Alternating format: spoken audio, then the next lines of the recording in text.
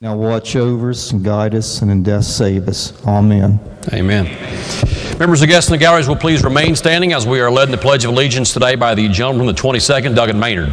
Thank you. Would everybody please stand as we honor our great flag? I pledge allegiance to the flag of the United States of America and to the republic for which it stands, one nation under God, indivisible, with liberty and justice for all. Members and guests may be seated. Reading of the Journal. Journal of the House of Delegates, Charleston, Monday, February 11th, 2019. Gentleman of the 7th, Doug Harshbarger. Thank you, Mr. Speaker. I ask unanimous consent that the further reading of the Journal be dispensed with and that it be approved as having been read. Gentleman of the 7th, ask unanimous consent that further reading of the Journal be dispensed with and it be approved as having been read. Are there objections? Chair hears no objections. Introduction to guests. Gentleman of the 27th, Doug Ellington. Thank you, Mr. Speaker. Today is Hospital Day at the Legislature.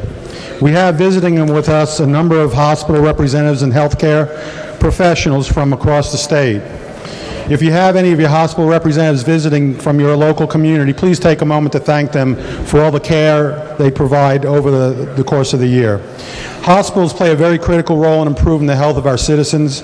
Annually, West Virginia hospitals treat over 7 million people in their outpatient departments, provide emergency care to over 1.2 million patients, deliver over 19,000 new West Virginians, and also care for over 227,000 people as inpatients. They also play a very important role in our economy. They employ more than 46,000 members or people in our community and also contribute about $10.5 billion annually to the state's economy. They're also very important in our educational system. They give instructional programs that provide for a wide range of services and technical and professional positions. Please join me and give a warm hand welcoming each of those professionals here.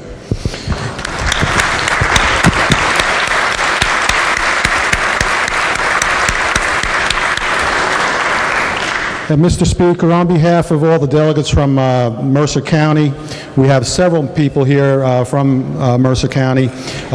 In the North Gallery, I believe Mr. Jeff Lilly, who is the CEO of Princeton Community Hospital, Mr. Tim Best, CEO of Bluefield Regional Medical Center, Rebecca Ritter, who is Director of Marketing and Public Relations for Bluefield Regional Medical Center, if they would stand and be recognized. And then we also have some of our Princeton EMS people, Loretta Justice, Helen Phillips, Jessica Sizemore, James Hill, and Katie Johnson. If the House would make them all feel welcome.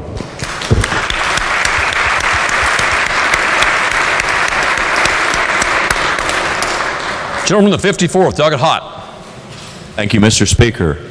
On behalf of Delegate Sponogle and myself, we have three guests in the South Gallery, and I'd like for them to stand to be recognized. From our regional health care facility of Grant Memorial Hospital, we have Chief Executive Officer Bob Milvitt, we have the Chief Nursing Officer Kim Linville, and we have Tasha Thompson. Would the House make them feel welcome?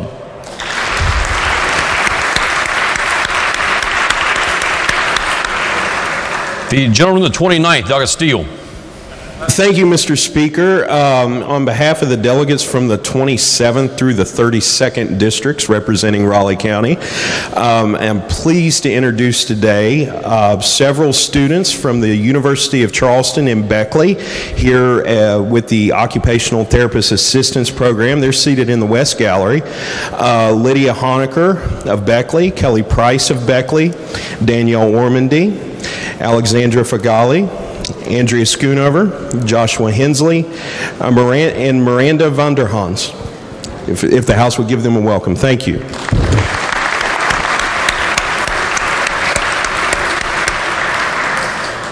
The gentleman the 45th, Doug Martin. Thank you, Mr. Speaker. Today we have some guests from St. Joseph's Hospital in Buchanan. If they would please stand and the House make them feel welcome.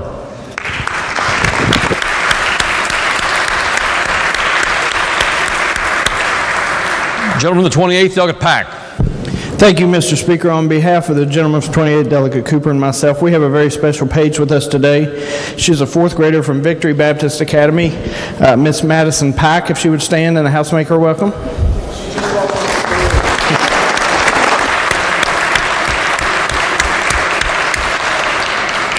The gentleman from the 18th, Delegate Worrell.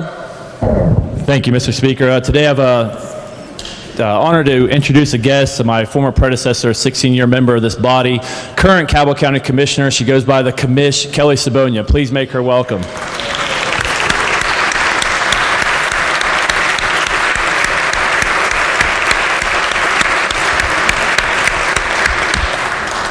Lady from the 32nd, Delegate Kessinger. Thank you, Mr. Speaker. On behalf of the delegates from the 32nd District, I'd like to welcome the state's greatest sheriff. Mike Fridley has joined us today, so if he would stand and the House would make him welcome.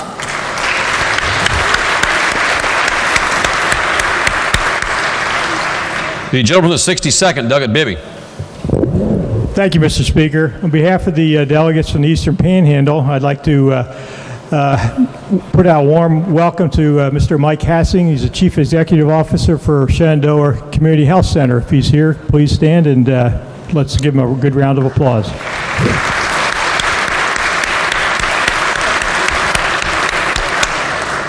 The gentleman from the 25th, Delegate Painter. Thank you, Mr. Speaker. With the PAGE program today, from, as always, the prettiest place in the world, I'd like to introduce some of the finest folks in the world. From Herndon Consolidated, Mr. Zach McCormick, Madison Carr, and Cody Witten. They're accompanied by Wanda Witt, Kenneth Witt, Carissa McCormick, William Davis, and Alma Watson. Let's give them all a big house welcome.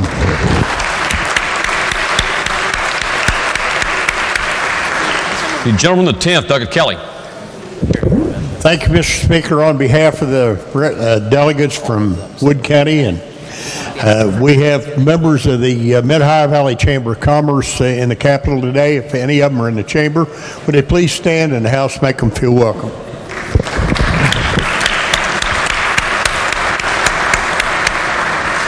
Gentleman from the 23rd, Delegate Miller. Thank you, Mr. Chairman. With us in the South Gallery, I'd like to introduce to you here for Hospital Day, members from Boone Memorial Hospital. We have our Chief Operating Officer, Mr. Mark Linville, and our Chief Financial Officer, Mr. Chad Hovis. If the House would please make them feel welcome.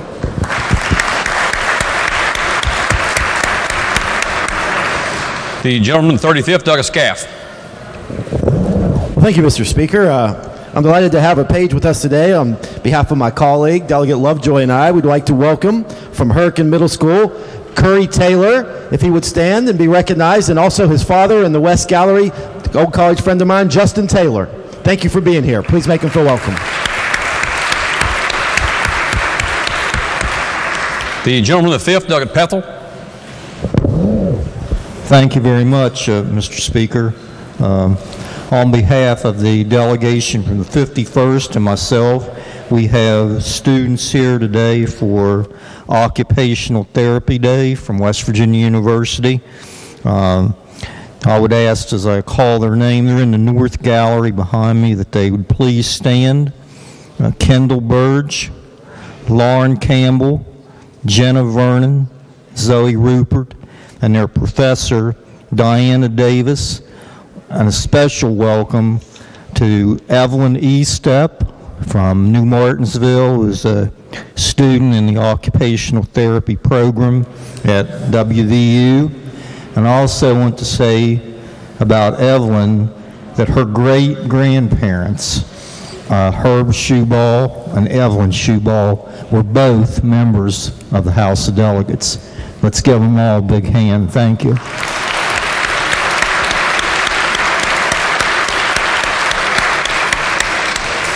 The lady from the 49th. Thank you, Mr. Speaker. In the North Gallery today with us is former Secretary of the DHHR, Karen Bowling. If she would stand up and the House make her welcome.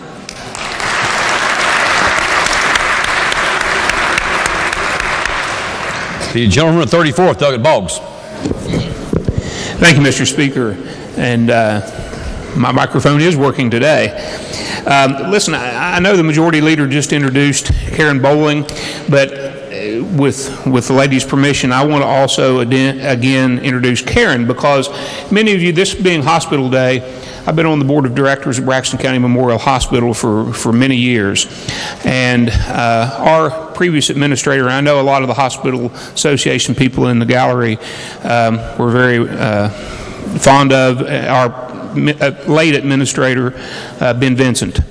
Ben tragically passed away a few months ago, but he had initiated the Braxton County Memorial Hospital working with WVU Health System for Braxton Memorial to become part of WVU Health Systems. And I'm pleased that that took place even after Ben's passing on January 1st of this year. But so, therefore, I am very pleased to introduce the former the Cabinet Secretary of DHHR and now our CEO at Braxton Memorial, Karen Bowling. Karen, if you would stand and the members would again make you welcome.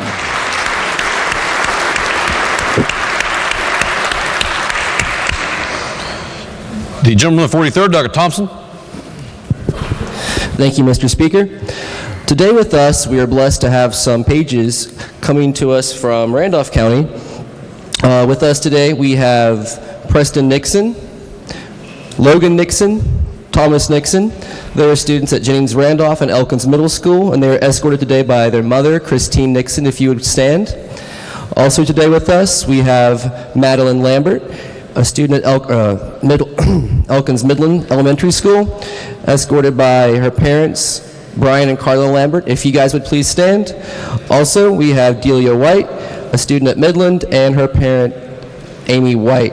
Also, we have Rachel Himes, who is escorted today by Melody and Kenny Himes, and she is a student at North School. If you guys would also please stand and house make them feel welcome.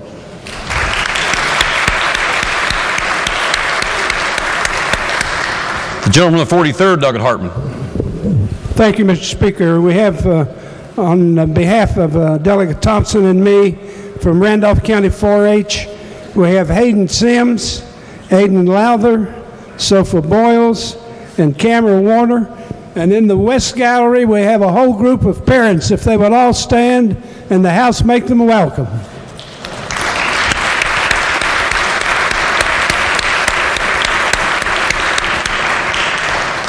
Gentleman the 16th, Doug Mant. Good morning. In the North Gallery, we have some friends from St. Mary's Medical Center from Huntington, West Virginia. If they would please stand. We have David Shields, Doug Kristangi, Regina Campbell, and Lisa Breeden. Welcome.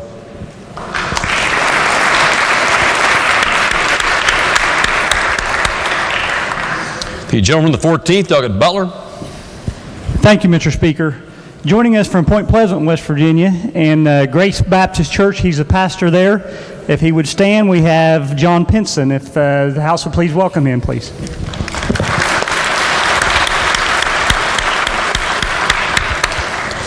The gentleman from the 42nd, Doug Campbell. Thank you, Mr. Speaker. I have two sets of introductions here this morning. First, we have a page with us today. If he'll stand, from Eastern Greenbrier Middle School, Jason Ream. He is escorted by his mother, sitting in the West Gallery. If she would stand, Renee Ream.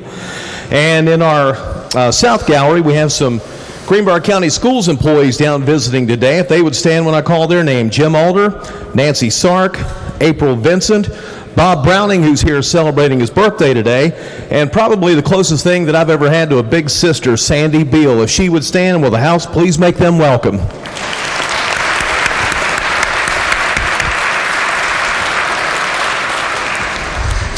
The lady in the 42nd, Doug Lavender Bow. Thank you, Mr. Speaker. We have one more visitor from the 42nd District, and on behalf of myself and Delegate Campbell, please welcome Barbara Sanders from the West Virginia School of Osteopathic Medicine. Thank you.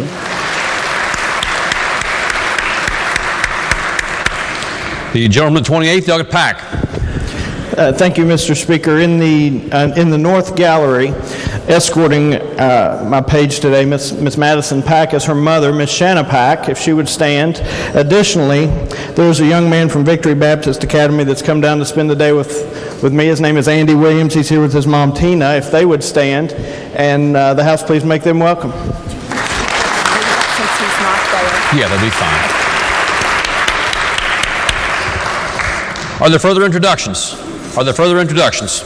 If not, reports to stand to committees. Committee on Government Organization has had under consideration House Bill 2716 relating to motorboat lighting and equipment requirements.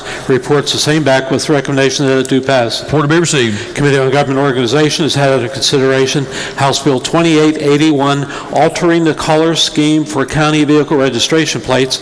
Reports the same back with recommendation that it do pass, that it be referred to Committee on Finance. Report to be received. Bill be referred to Committee on Finance. Committee on Fire Departments and Emergency Medical Services has had under consideration House Bill 2586 providing programs to train firefighters and emergency medical technicians. Reports the same back with recommendation that it do pass, that it be referred to Committee on Education. Report to be received. Bill be referred to Committee on Education. Committee on Fire Departments and Emergency Medical Services has had under consideration House Bill 2501 authorizing municipal fire departments specialized license plates. Reports the same back with recommendation that it do pass, that it be referred to Committee on Government Organization. Report to be received. Bill be referred to Committee on Government Organization. Committee on Fire Departments and Emergency Medical Services has had under consideration House Bill 2872 authorizing law enforcement officers to assist the state fire marshal.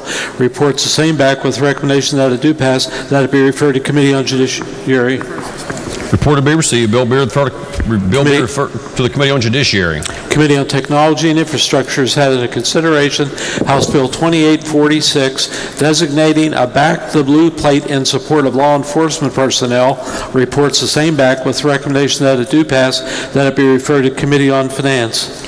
Report to be received. Lady from the 49th. Mr. Speaker, the two chairs conferred on this matter, and I now ask unanimous consent that second reference of the bill to the Committee on Finance be dispensed with. Lady in the 49th asks unanimous consent that the second reference of House Bill 2846 to the Committee on Finance be dispensed with. Are there objections? Chair hears no objections. Committee on Technology and Infrastructure has had under consideration House Bill 2011 Road Maintenance Program.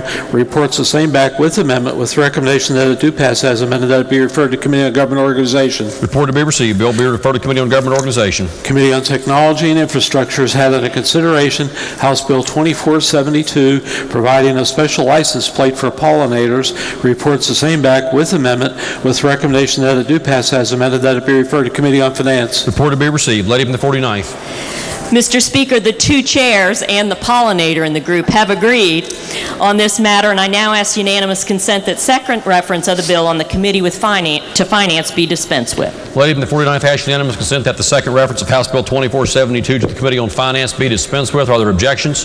Chair hears no objections. Committee on Technology and Infrastructure has had under consideration House Concurrent Resolution 7, Kidd Brothers Bridge, House Concurrent Resolution 11, United States Army Command Sergeant Major Timothy Allen Boyard Memorial Bridge, House Concurrent Resolution 26, George Roush Memorial Bridge, House Concurrent Resolution 32, requesting the Secretary of the Department of Transportation to authorize raising highway speed limits where appropriate to 75 miles per hour on interstate highways in West Virginia and to 70 miles per hour on West Virginia's Appalachian Corridor highways. Reports back committee substitutes, therefore, with recommendation that the committee substitutes each be adopted, that to be referred to Committee on Rules. Report to be received. Each resolution be referred to Committee on Rules. Committee on Technology and Infrastructure has had under consideration House Concurrent Resolution 4, Gold Star Families Highway, House Concurrent Resolution 13, Chief Robert Edward Dorsey Memorial Highway, House Concurrent Resolution 19, United States Marine Sergeant Stephen E. Drummond Memorial Bridge, House Concurrent Resolution 23, United States Army Sergeant Rodney David King and United States Army Sergeant James Harris King Memorial Bridge, House Concurrent Resolution 43, United States Army Air Corps Tech Sergeant Ralph H. Ray Bridge, and House Concurrent Resolution 44, United States Marine Corps Private First Class Randall Carl Phelps Memorial Bridge. Reports the same back with recommendation that they be adopted, that they be referred to Committee on Rules. Report to be received. All resolutions be referred to the Committee on Rules. Committee on Judiciary has had under consideration House Bill 2538 providing banking services for for medical cannabis. Reports back committee substitute, therefore, with recommendation that the committee substitute do pass. Report to be received. Committee on Judiciary has had under consideration House Bill 2579 relating to the collection of tax and the priority of distribution of an estate or property in receivership, House Bill 2618, including undue influence as a factor in the definition of financial exploitation of an elderly person or protected person. Reports back committee substitutes, therefore, with recommendation that the committee substitutes each do pass. Report to be received. Committee on Judiciary has had under consideration Senate Bill 377 relating to minimum wage and maximum hour standards. Reports the same back with amendment with recommendation that it do pass as amended. Report to be received. Committee on Judiciary has had under consideration committee substitute for Senate Bill 398 relating to compensation for senior judges. Reports the same back with amendment with recommendation that it do pass as amended, that it be referred to Committee on Finance. Report to be received. Bill be referred to Committee on Finance. Committee on Finance has had under consideration committee substitute for Senate Bill 451 comprehensive education reform. Reports the same back with amendment with recommendation that it do pass as amended. Report to be received. Lady from the 49th. Mr. Speaker, I ask unanimous consent that the bill be taken up for immediate consideration and read a first time. Lady from the 49th asks unanimous consent that committee substitute for Senate Bill 451 be taken up for immediate consideration and read a first time. Are there objections? Chair hears no objections. Clerk will read the bill the first time. Committee substitute for Senate Bill 451 comprehensive education reform. Bill will be advanced. Are there further committee reports? If not, reports to select committees. Messages from the executive. Mr. Speaker, Mr. Henshaw presents a communication from His Excellency the Governor advising that on February 11, 2019, he approved committee substitute for Senate Bill 17. Message to be received. Further messages from the executive. Messages from the Senate. The Clerk of the Senate announced the Senate has passed without amendment committee substitute for House Bill 2307 relating to creating a provisional license for practicing barbering and cosmetology. Message to be received. The Senate has passed committee substitute for Senate Bill 14, creating West Virginia Farm to School Grant Program. Message will be received. Bill be referred to Committee on Agriculture and Natural Resources, then the Committee on Finance. The Senate has passed committee substitute for Senate Bill 19, relating to Senior Farmers Market Nutrition Program. Message will be received. Bill be referred to Committee on Agriculture and Natural Resources, then the Committee on Finance. The Senate has concurred in the House amendments to and passed committee substitute for Senate Bill 240, repealing certain legislative rules no longer authorized or are obsolete. Message will be received. The Senate has passed committee substitute for Senate Bill 317, authorizing 3 or more adjacent counties form multi-county trail network authority. Message will be received. Bill be referred to Committee on Agriculture and Natural Resources, then the Committee on Judiciary. The Senate has passed committee substitute for Senate Bill 352, relating to Division of Corrections and Rehabilitation, acquiring and disposing of services, goods, and commodities. Message will be received. Bill be referred to Committee on Government Organization, then the Committee on Finance. The Senate has passed committee substitute for Senate Bill 408, determining indigency for public defender services. Message will be received. Bill be referred to Committee on Judiciary. The Senate has passed committee substitute for Senate Bill 496, transferring authority to regulate milk from DHHR to Department of Agriculture. Message will be received. Bill be referred to Committee on Government Organization. The Senate has passed Senate Bill 499, amending West Virginia tax laws to conform to changes in partnerships for federal income tax purposes. Message will be received. Bill be referred to Committee on Finance. The Senate has passed Senate Bill 542,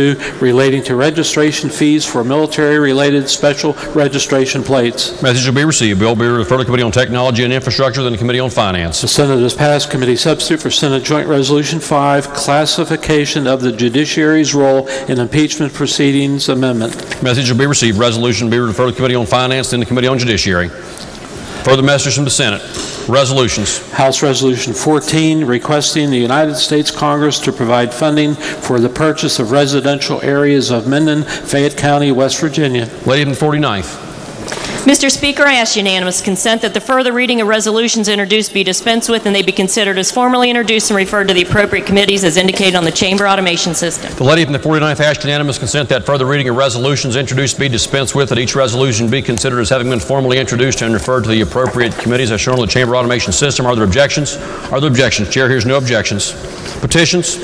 Motions? Delegate C. Thompson moves to remove from the table the motion by Delegate Fluharty of February 7, 2019, that pursuant to House Rule 82, that House Bill 2733 be discharged from the Committee on Industry and Labor. The question before the House is a motion by the gentleman from the 43rd that the motion be taken from the table. Roll call has been demanded. The question before the House is not a debatable question. For what purpose does the gentleman from the 66 seek recognition? Thank you, Mr. Speaker. If the desire of the body to leave that motion on the table, we would vote red on this motion. The gentleman is correct. Thank you. The gentleman from the 50th, Delegate Caputo. Seems like the whip and I go back and forth on this every day. So if we want to proceed with that bill, we must vote, Green must vote yes on the gentleman's motion, correct? The gentleman is correct. Thank you. The question before the House is the motion that House Bill 2733 be taken from the table. Those in favor, roll call has been demanded. Is the demand sustained? Demand is sustained. The question before the House is the gentleman's motion. Those in favor will vote aye. Those opposed will vote no. The clerk will prepare the machine.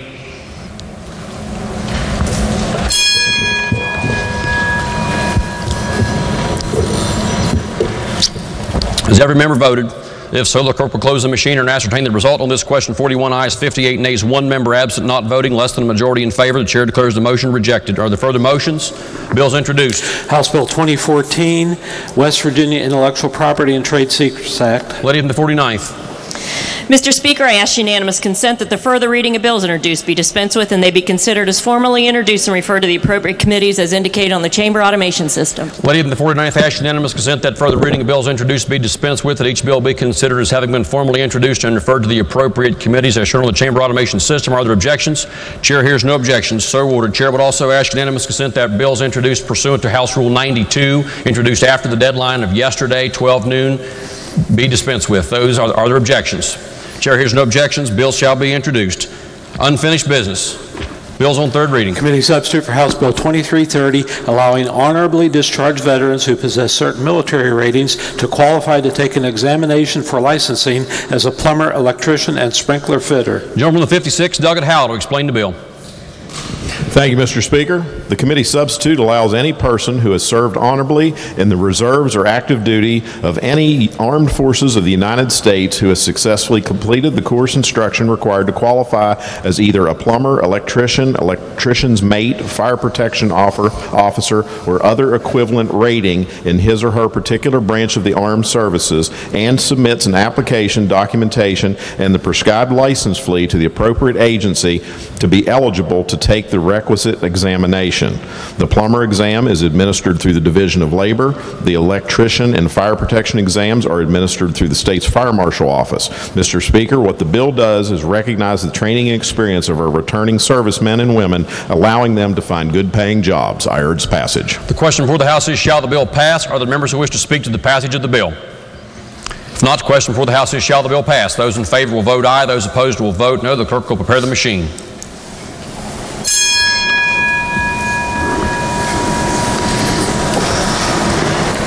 Has every member voted? If so, the clerk will close the machine and ascertain the result. On this question, 99 ayes, 0 nays, 1 member absent, not voting. A majority of those present having voted in the affirmative, the chair declares the bill passed. Clerk will please report the title. Committee substitute for House Bill 2330. Are there amendments to the title? If not, the title as read by the clerk will be and remain the title of the bill. The clerk will please communicate the acts to the House, to the Senate, and request concurrence therein. Next bill on third reading. Committee substitute for House Bill 2405, imposing a health care-related provider tax on certain health care organizations. The gentleman from the 27th, Delegate Ellington, to explain the bill. Thank you, Mr. Speaker. This bill creates what is essentially a provider tax on managed care organizations. We actually passed a similar bill last year from the House, didn't make it through the Senate because it was late in the session period. The tax is required by federal law to be broad-based, meaning that it is applicable to both public and private markets. Those rates may be set at different amounts, but both have to be taxed. Nothing in the bill becomes active until the Centers for Medicare and Medicaid Services approves it. CMS approval usually takes around 6 to 8 months. The earliest this could become active is the fiscal year 2021. The tax shall end on June 30th, 2022, if it is approved by CMS. It can be extended later if we approve that.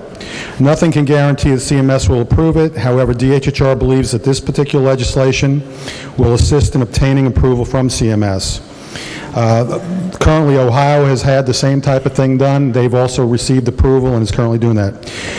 The bill itself will raise approximately $50 to $55 million from the provider tax that can be matched with the feds for another 200 to 220 million estimated based on current rolls. Mr. Speaker, I urge passage. The question before the House is, shall the bill pass? Are there members who wish to speak to the passage of the bill? If not, the question before the House is, shall the bill pass? Those in favor will vote aye. Those opposed will vote no. The clerk will prepare the machine.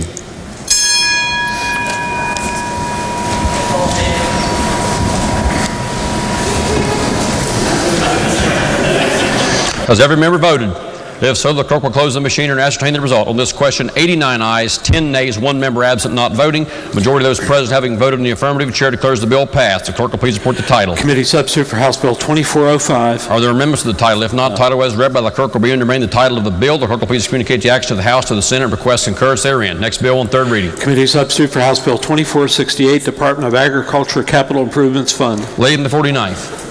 Thank you, Mr. Speaker. I ask unanimous consent to postpone action 1 day. Lady from the 49th asked unanimous consent that action on committee substitute for House Bill 2468 be postponed 1 day. Are there objections?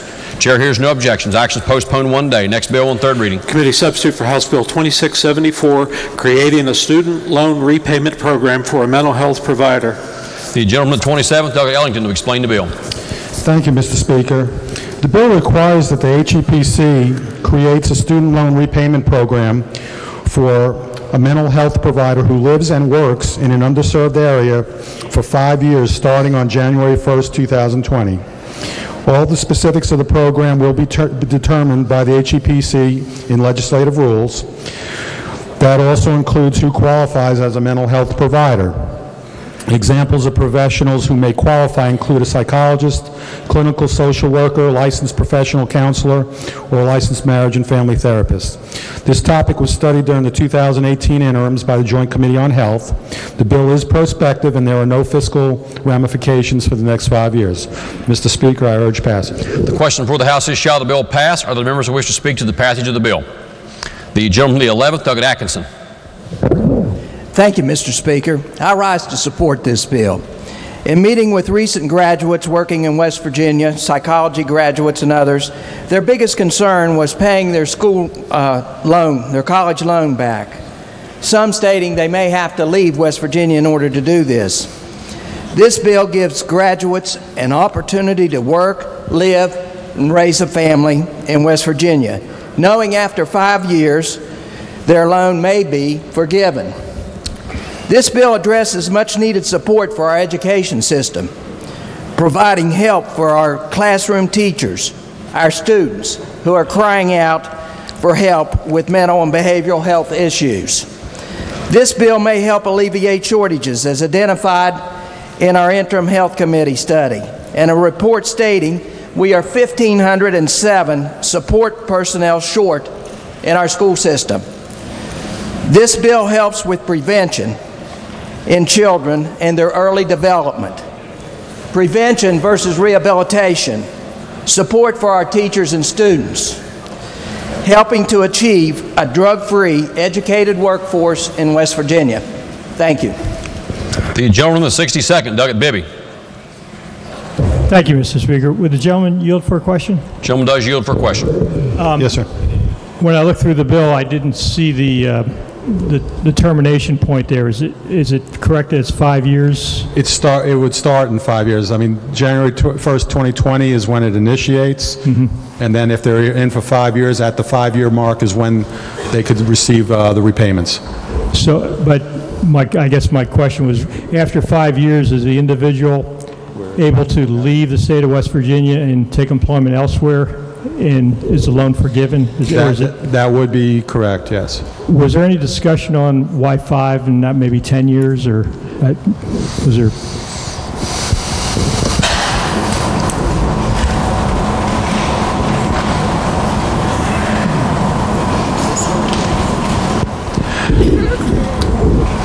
Part of that was that over that 5-year period, they felt that that person would be established in their community and most likely would stay rather than leaving.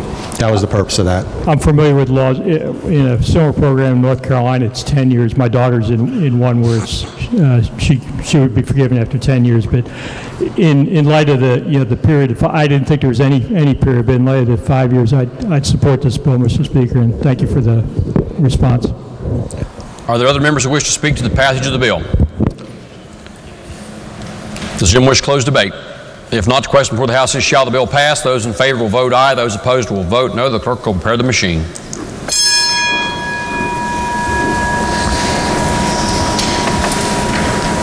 Has every member voted? If so, the clerk will close the machine and ascertain the result. On this question, 95 ayes, 4 nays, 1 member absent, not voting. The majority of those present having voted in the affirmative, chair declares the bill passed. Clerk will please report the title. Committee substitute for House Bill 2674. Are there amendments to the title? If not, the title as read by the clerk will be and remain the title of the bill. The clerk will please communicate the action of the House to the Senate and request concurrence therein. Next bill on third reading. Committee substitute for House Bill 2734 relating to reduced rates for low-income residential customers of privately owned sewer and combined water and sewer utilities. The lady from the 32nd, Doug Kessinger, to explain the bill. Thank you, Mr. Speaker. This bill would expand the utilities that currently can apply to the Public Service Commission for special reduced rates and charges for service for low-income residential utility customers to include privately owned sewer utilities and combined water and sewer utilities. Current law authorizes only privately owned water utilities to apply for such reduced rates. The special rates would be available for customers that are receiving Social Security Supplemental Security income, temporary assistance for needy families, temporary assistance for needy families unemployed parent program, or assistance from the Supplemental Nutrition Assistance Program, if the customer is 60 years of age or older. The rate that may be approved by the PSC are to be a reduction by a percentage and may not exceed a 20% reduction. Likewise, the bill expands the utilities that are eligible to receive a tax credit against the state business and occupation tax in the amount of costs of providing utility service at the reduced rate to include sewer utilities.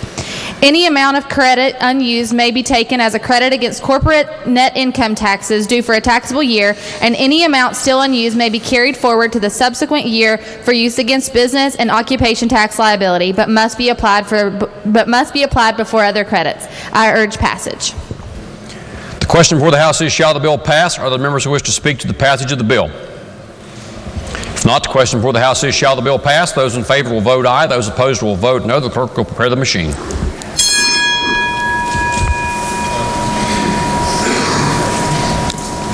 Has every member voted?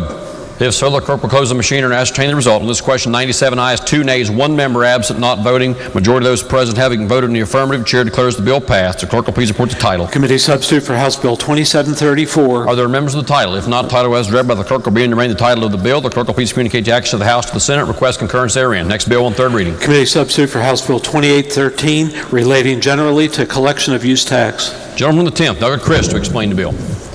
Thank you, Mr. Speaker. Good morning. This bill will provide definitions for the administration and the collection of West Virginia's use tax from out-of-state retailers that do not have a physical presence in this state and who have not voluntarily agreed to collect West Virginia's use tax but have an economic nexus within this state as defined in this bill on sales to consumers in this state.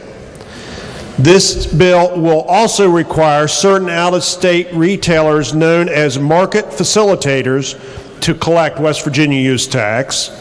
The marketplace facilitator, in essence, contracts with third-party sellers to promote their sale of physical property, digital goods, and services through the marketplace. Mr. Speaker, I urge passage. The question before the House is, shall the bill pass? Are the members who wish to speak to the passage of the bill? If not, those in favor will vote aye. Those opposed will vote no. The clerk will prepare the machine.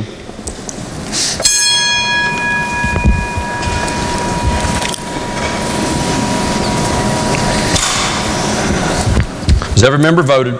If so, the clerk will close the machine and ascertain the result. On this question, 89 ayes, 10 nays, 1 member absent, not voting. More than a majority of those present having voted in the affirmative, chair declares the bill passed. Clerk will please report the title. Committee substitute for House Bill 2813. Are there members of the title? If not, the title as read by the clerk will be and remain the title of the bill. The clerk will please communicate the action of the House to the Senate. Request concurrence therein. Are there further bills on third reading? If not, bills on second reading. Committee substitute for Senate Bill 18 relating to crimes committed on state capitol complex. Are there amendments? Bill will be advanced. Committee substitute for Senate Bill 61 adding certain crimes for which prosecutor may apply for wiretap. Are there amendments? Committee on Judiciary moves to amend the bill. Does the gentleman from the 27th wish to explain the amendment? Thank you, Mr. Speaker. Because this is a Senate bill, the amendment of the Committee on the Judiciary is a strike and insert amendment. When the bill came to us from the Senate, it deals with crimes for which a wiretap warrant can be issued. It contained a number of crimes, but some of those were duplicative of crimes already covered in the statute. We've removed those in the strike and insert. Therefore, I would urge the adoption of the strike and insert amendment. Are there amendments to the amendment? Delegates Storch and Steele move to amend the amendment. This is HFA Storch and Steele 2-12, number 1. The question before the House is the secondary amendment by Delegates Storch and Steele, the gentleman from the 29th and the lady from the 3rd. Does the gentleman from the 29th wish to explain the secondary amendment? Yes, I do, Mr. Speaker. Thank you. Gentleman may proceed. Thank you, Mr. Speaker. The amendment that's offered by myself and Delegate Storch would go into the admissibility of this evidence, and there are two small, I believe there's three small changes. In 62(1)(d)(6), it would provide that this evidence would be admissible in any other court of competent jurisdiction. It would also provide that any person testifying as to the evidence that would be admissible from these wiretaps could testify in federal court, and by testifying in federal court, they would not be going awry of any law of the state of West Virginia. It would give them permission to, if other parts of the state code would prohibit them otherwise from testifying about it, if they were to testify in federal court, this would allow them to testify about this evidence that we would be collecting. And similarly, law enforcement officers would be able to testify about derivative evidence in this state as well as those courts of the United States. And the purpose of the amendment, this is already in code that this evidence is allowed to be testified about, but this would be adding the federal courts so that law enforcement officers and other witnesses could testify about this information in federal court without any type of state prohibitions. We would urge its passage. The question before the House is the adoption of the secondary amendment as just explained by the gentleman from the 29th. Are there members who wish to speak to the adoption of the secondary amendment? The gentleman from the 27th, Delegate Schott. Thank you, Mr. Speaker.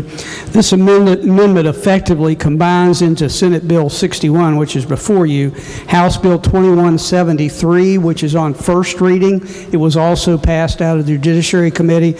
So basically what we're doing is combining two bills into one. It's more efficient that way, and the contents of the amendment are certainly acceptable. Therefore, I urge its adoption. Are there other members who wish to speak to the adoption of the secondary amendment? If not, the question before the House is the adoption of the secondary amendment. Those in favor of the secondary amendment, please say aye. Aye. Those opposed to the secondary amendment, please say no. The ayes appear to have it. The ayes do have it. The secondary amendment is adopted. The question before the House now is the adoption of the primary amendment as amended by the House. Are there members who wish to speak to the adoption of the primary amendment as amended by the House? If not, the question before the House is the adoption of the primary amendment as amended. Those in favor will say aye. Aye. Those opposed will say no. The ayes have it, and the primary amendment is adopted. Are there further amendments? If not, the bill will be advanced. Committee substitute for Senate Bill 323, establishing revenue fund and source to support Department of Agriculture's improvement of facilities. Are there amendments? The bill will be advanced. Committee substitute for House Bill 2109, extending the maximum period of confinement a judge may impose for certain first-time probationary violations. Are there amendments? The bill will be advanced. Committee substitute for House Bill 2609, relating to presumptions of abandonment and indication of ownership and property. Are there amendments? The bill will be advanced. House Bill 2647, Self-Storage Limited License Act. Are there amendments? The bill will be advanced. Committee substitute for House Bill 2720, authorizing certain investigators and first responders to carry firearms. Are there amendments? The bill will be advanced. Committee substitute for House Bill 2761, modernizing the self-service storage lien law. Lady in the 49th. Thank you, Mr. Speaker. I ask unanimous consent to postpone action one day. Lady in the 49th, I ask unanimous consent that further action on committee substitute for House Bill 2761 be postponed one day. Are there objections? Chair hears no objections. Further action postponed one day. Next bill on second reading. House Bill 2878 relating to updating the controlled substances listed on Schedule 1. Are there amendments? Delegates Pushkin and Fluharty move to amend the bill. This is HFA Pushkin-Fluharty, number 1. Does the gentleman from the 37th, Delegate Pushkin, wish to explain the amendment? Yes, thank you, Mr. Speaker. The amendment simply strikes cannabis from Schedule 1 and rescheduled as Schedule 4 non-narcotic to get it more in line with the Medical Cannabis Act that we overwhelmingly passed a couple years ago. Thank you. I'd ask for the yeas and nays. The question before the House is the adoption of the amendment. Are there members who wish to speak to the adoption of the amendment? The gentleman from the 27th, Douglas Ellington. Yes, Mr. Speaker. I would urge rejection of the gentleman's amendment for the following reasons. First, the bill is related to updating Schedule 1 medications to keep us in sync with the feds, and marijuana is considered Schedule 1 at that point. Removing it from Schedule 1 and adding it to Schedule 4, where anyone that has a DA license could prescribe that, negates that purpose of having it as Schedule 1. The other part is with the medical marijuana bill that we passed for medical use. The medication is not prescribed. A person can certify for the patient that needs it that they can have it dispensed. So it is not prescribed. So putting it to Schedule 4 would just open up a lot of people being able to prescribe that medication that don't have to be certified under the current law that we passed before. It would add more confusion taking it out of Schedule 1 and put it in Schedule 4, and for those reasons I would urge rejection of the amendment. The lady at the 49th, Douglas Summers. Thank you, Mr. Speaker. Would the gentleman from the 37th yield? Gentleman does yield. Yes. I just had a couple questions as we discussed it in the Health Committee. I see that you changed the spelling back from the H to the J to the H, and you removed cannabis species. Can you just talk to that, on why that was changed back from the amendment made in Health? The J back to an H was a typo, so I'd ask unanimous consent to reform the amendment to make the H a J. And what was the second question? We had the discussion in committee about cannabis species being in there, and remember I had the concern about hemp, and were we making it a Schedule 1? So I'm just wondering, that's out of there too. Did you find anything out about that? Or? Yeah, this would have no effect on hemp. But if it doesn't have effect, how come you didn't put it in there? I was just wondering. How come this amendment doesn't say what the amendment was in Health about cannabis species? That was a different amendment in Health, I believe you're referring to. I don't think so, but that's okay. Thank you. Gentleman's asked unanimous consent to reform the spelling error in the amendment. Are there objections? Chair hears no objections to the reformation. Gentleman from the 55th, Douglas Spinagle. Will the sponsor yield? If the practical effect of this is, what's the current penalty right now if you're caught with a controlled substance that's labeled as Schedule 1 possession? It has greater penalties to that, is that correct? Yes. Schedule 4 doesn't decriminalize it, but it basically knocks it down to a misdemeanor offense if you have marijuana, is that correct? Correct. If someone was in possession of it and didn't say they didn't have the card that we're hopefully going to be issuing in July of this year, if they didn't have that card to say that they could legally have it, yeah, it would still be illegal under this, but the penalties would be lessened because it wouldn't be a Schedule 1, it would be a Schedule 4 non-narcotic, which would put it in line with things like benzodiazepam. And currently it's scheduled in there with heroin, cocaine, other types of controlled substances, but if you knock it down to Schedule 4, it will not be listed as that, and it will be a lesser criminal penalty, correct? That is correct. All right, thank you. Are there further members who wish to speak to the adoption of the amendment? If not, the question before the House is the lady from the 51st, Douglas Fleischauer. Thank you, Mr. Speaker. I think it's about time we change this. Marijuana has never killed anybody, and heroin is something that kills people. That's Schedule 1. And I think there are both effects in the judicial system and effects for and how it affects people medically. So I think it's time that we change this and we don't put our citizens into jail for years and years and years for something that has never killed anybody and that has medicinal uses. So I urge adoption of the amendment. The gentleman from the 14th, Douglas Butler. Thank you, Mr. Speaker. I don't know what the big infatuation is with marijuana and being stoned out of your mind or whatever it is we're trying to accomplish here. And the assertion that marijuana has never killed anyone is just totally false. I know that from personal experience, and I'm not going to get into all that right now. But, ladies and gentlemen, this is not the right way to go for West Virginia. We need more sober-minded people who know what they're doing rather than having people walking around in some state of being in a buzz or something. So for those reasons, I urge that we reject this amendment. The gentleman from the 58th, Dr. Coles. Thank you very much, Mr. Speaker. I also rise in opposition to the amendment. There are questions about the drafting and just how this is fitting in there. Certainly in committee, I think hemp was a part of it, and now out here it's not. I'm not sure how that exactly plays into it, but it seems to me that this state, if we adopt the amendment, it will be in conflict with the federal law. This bill is something we deal with every year.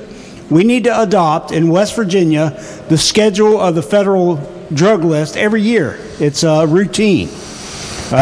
If we adopt this amendment, it will be in conflict with the federal law and cause confusion. Secondly, I think it is in some ways in conflict with the medical marijuana law we just passed. This will allow prescribers, medical doctors, to be able to prescribe Schedule 4. So, I'm not sure how the medical marijuana law that we set up was outside of that system. So, Mr. Speaker, there's a lot of confusion with the amendment as it is now, and I would urge its rejection. Are there other members who wish to speak to the amendment before the gentleman closes debate? If not, the gentleman 32nd, Douglas Fast. Would Chairman of Health yield for a question? Chairman does yield. Yes, sir. Thank you, Mr. Chairman.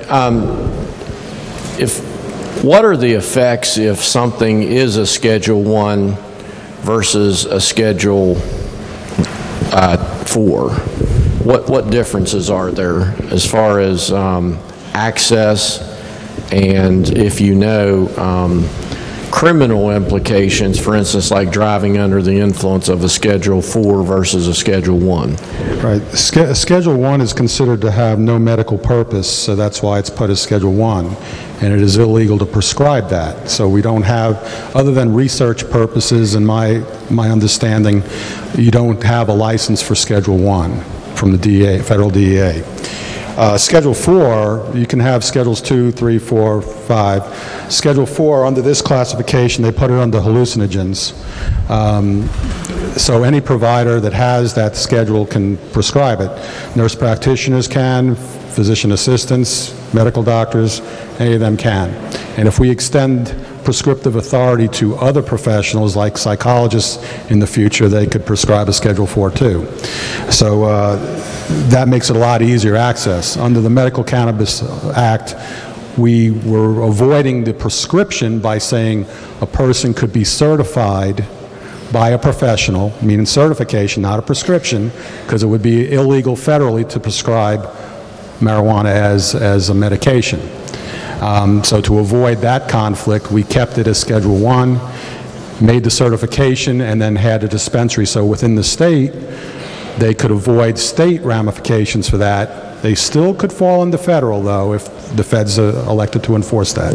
All right, so thank that's you. pretty much the difference, if that answers your question. Yes, thank you, Mr. Chairman. The gentleman, the 62nd, Douglas Bibby. Thank you, Mr. Speaker. Would the gentleman yield to a quick question, just to confirm? The sponsor or the chairman? The sponsor, I'm sorry. The chairman, I'm sorry. I'm trying to give me my exercise today, huh? I just want to reiterate, just because when you did say by doing what this amendment proposes to do would put us in conflict with the with U.S. federal law? Correct. Okay, thank you. Mr. Speaker, I'd like to speak to the amendment. Proceed. I rise and oppose the amendment. I'd like to remind the delegates here, we all took an oath to uphold the Constitution of the United States and also the Constitution of West Virginia. I'd like to quote Article 1 of the West Virginia Constitution. The state of West Virginia is and shall remain one of the United States of America. The Constitution of the United States of America and the laws and treaties made in pursuance thereof shall be the supreme law of the land. That's not my opinion. That's not me speaking. That's the Constitution of West Virginia. So I urge we reject this amendment because it is in conflict with our Constitution. Thank you. Are there other members who wish to speak to the passage of the amendment? If not, the gentleman from 37th to close debate. Thank you, Mr. Speaker. Just first to address the issue that was brought up by the gentlelady from the 49th, and I believe it was also brought up from the gentleman from the 58th about how this would affect our growing hemp industry in West Virginia. Actually, just to clear a few misconceptions up, hemp is the same plant but it has to have a lower concentration of THC in it. It has under 0.03% THC. The federal government has recently descheduled cannabis with that low level of THC in, I believe, what was the Federal Farm Act that was recently signed into law by President Trump. I believe we should update the schedule to reflect that. But under the eyes of the federal government, hemp under that particular level is legal, and this amendment would have absolutely no effect on that. It was also stated that this would put us out of line with federal guidelines. I would like to remind the body there is a rules bundle moving quite quickly through this building right now that would change DEP rules that would put us out of line with EPA rules. It happens all the time in this building that we pass things that are in conflict with federal guidelines such as the EPA and from other agencies. But more important than that, the reason I offered this amendment is because if you look at Schedule 1 and look at all these substances, many of these are very dangerous designer drugs in there. I believe heroin's in there, cocaine. These are all reserved for substances that have absolutely no medicinal value. Now, through the research that we have done since we have passed the Medical Cannabis Act, it's quite clear there is a medicinal value for cannabis. So this simply puts the substance where it belongs, a Schedule 4 non-narcotic, if it's even scheduled at all. We decided to reschedule it, putting it in a place where it does have some medicinal value, but still could be controlled. But if you look at all these other substances in Schedule 1, the big difference is if you take too many of any of those, you will have a lethal overdose. And there are no known lethal overdoses from cannabis. So it does not belong in Schedule 1. It's more fitting to have it Schedule 4 non-narcotic. So I urge support for the amendment, and I would ask for a roll call. Roll call has been demanded. Is the demand sustained? Demand is sustained. The question before the House is the adoption of the amendment. Those in favor will vote aye. Those opposed will vote no. The clerk will prepare the machine.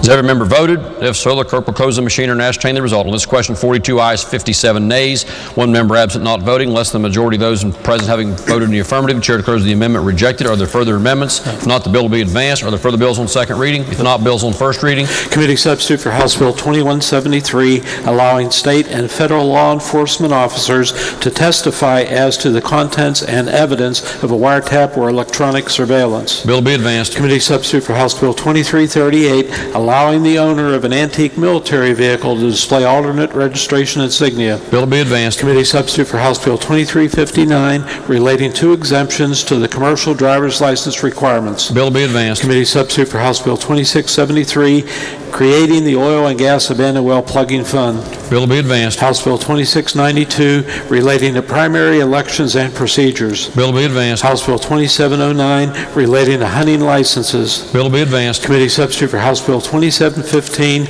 relating to Class Q special hunting permit for disabled persons. Bill will be advanced. House Bill 2739, relating to contributions on behalf of employees to a retirement plan administered by the Consolidated Public Retirement Board. Bill will be advanced. House Bill 2743, eliminating omitting reference to municipal policemen's pension and relief funds and firemen's pension and relief funds in section restricting investment. Bill will be advanced. Committee substitute for House Bill 2793, expanding applicability of educational facilities for the West Virginia College Prepaid Tuition and Savings Program. Bill will be advanced. House Bill 2819, relating generally to contractors. Bill will be advanced. Committee substitute for House Bill 2821, updating provisions for command, clerical, and other pay.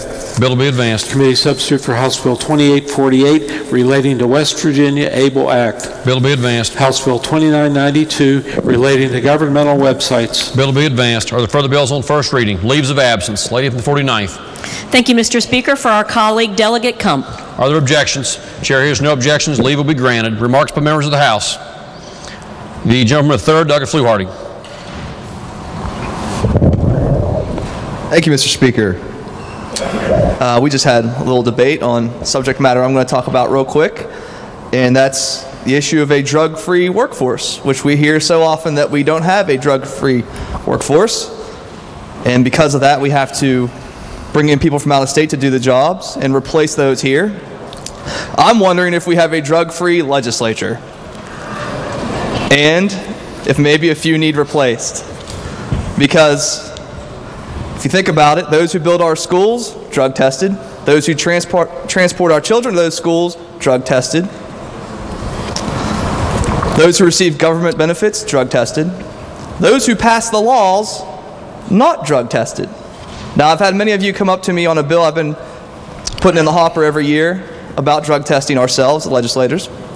And I have some good news for those of you who have been inquiring about it. Tomorrow, in an effort to have transparency and accountability in this body, the West Virginia State Building and Construction Trades will be sponsoring a free drug testing of legislators event in the Lower Rotunda, February 13th from 10 to 2.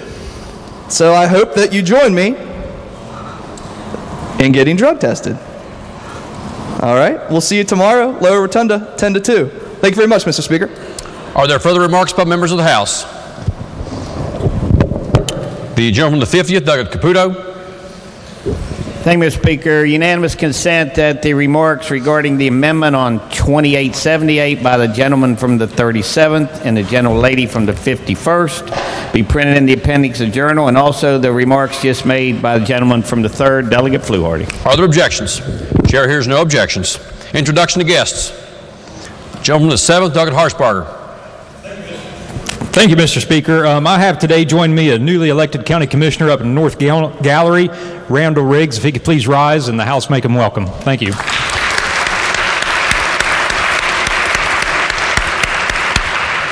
Lady from the 38th, Delegate Graves. Thank you, Mr. Speaker. My colleague speaks really fast, and so earlier when we were introducing guests, I don't think everyone understood that my distinguished colleague's wife is up in the gallery, and I'd really like it if we would stand and welcome her properly.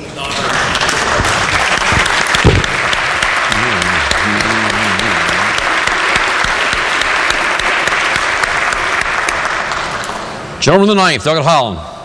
Thank you, Mr. Speaker. Our doctor of the day comes to us from Charleston, West Virginia. Please welcome Dr. Andy Tanner.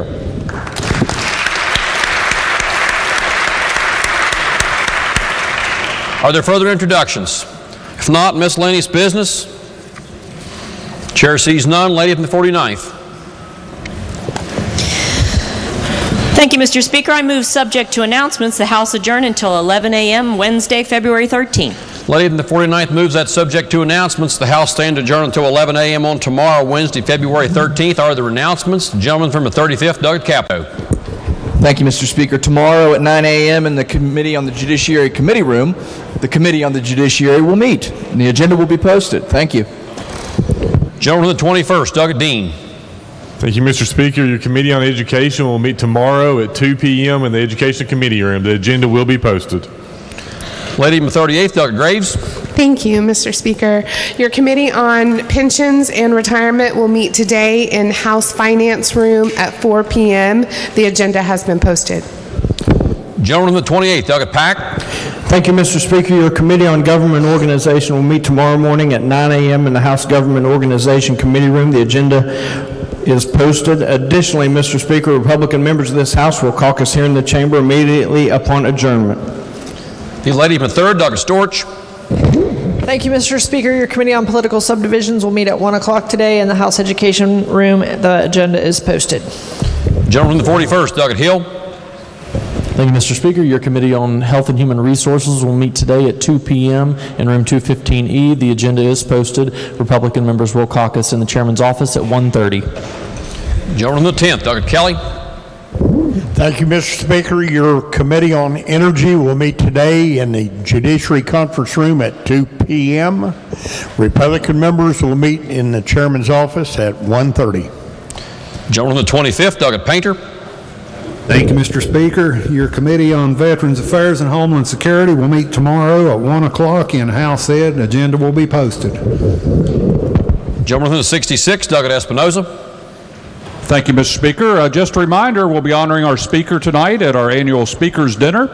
Festivities get underway at 6 o'clock here in the Upper House Rotunda. Appreciate all those of you that have RSVP'd. Our committee has put together a nice program and a delicious dinner, so look forward to the fellowship this evening.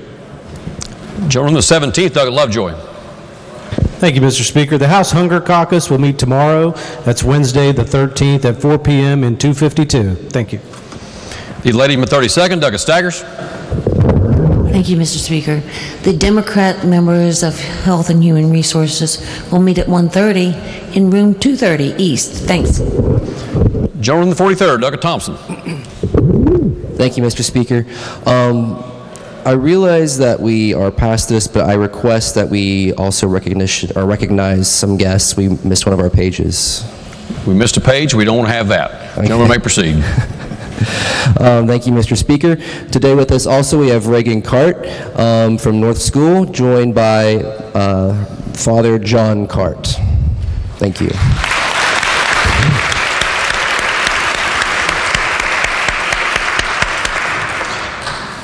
Gentleman from the 50th, Douglas Caputo.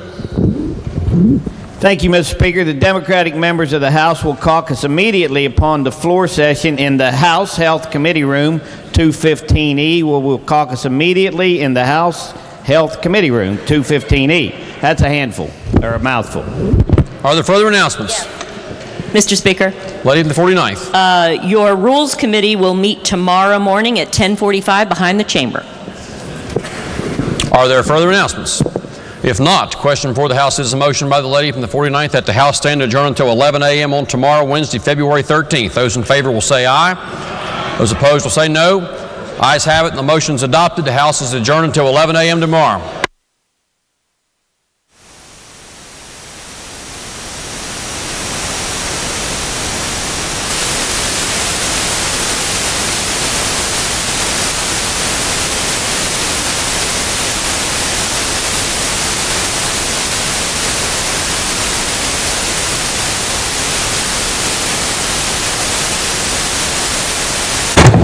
Senate will please come to order. The Senate will please come to order.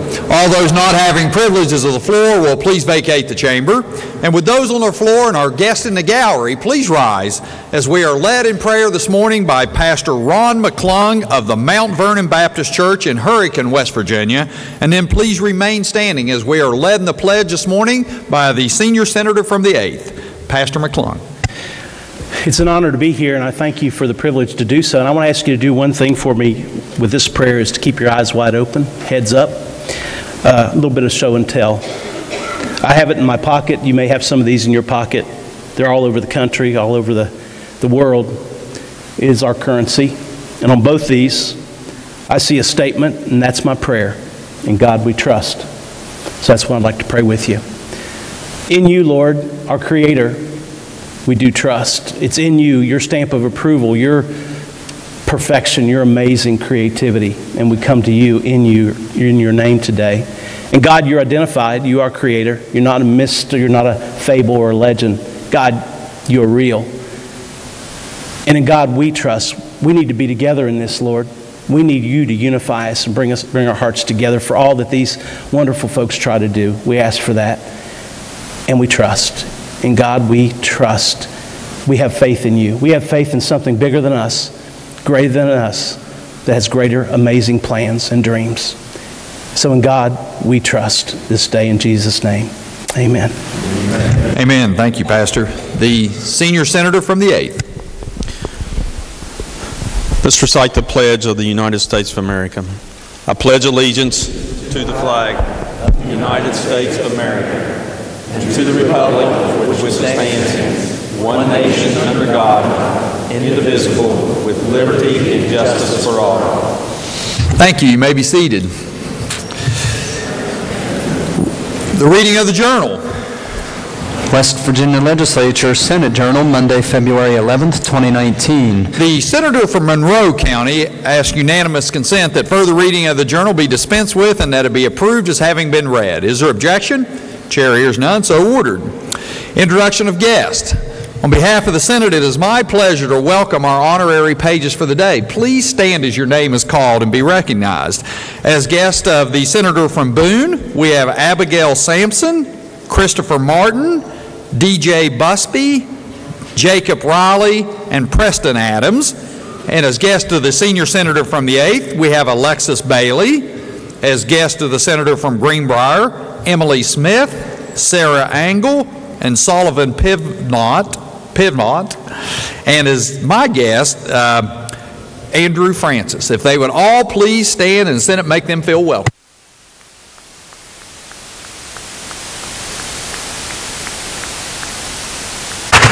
Thank you. You may be seated. Thank you. Further introductions. The junior senator from the 17th. Thank you, Mr. President. On behalf of the Senate, it is my pleasure and yours, a very special pleasure of mine, to present our doc of the day, Dr. Andy Tanner. He's in the back of the gallery.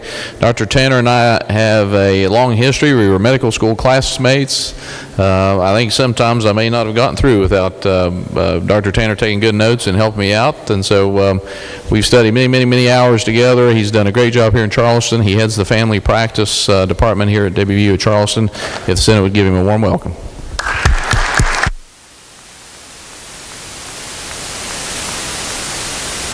The senior senator from the 6th. Thank you, Mr. President. I have a couple introductions today. On behalf of my fellow senator from Mercer, seated in the North Gallery, we have Princeton City Councilman James V. Hill. He is also the safety officer for the Princeton Rescue Squad. With him is Katie Johnson, who is the assistant safety officer. Senate, will you please join me and make them welcome?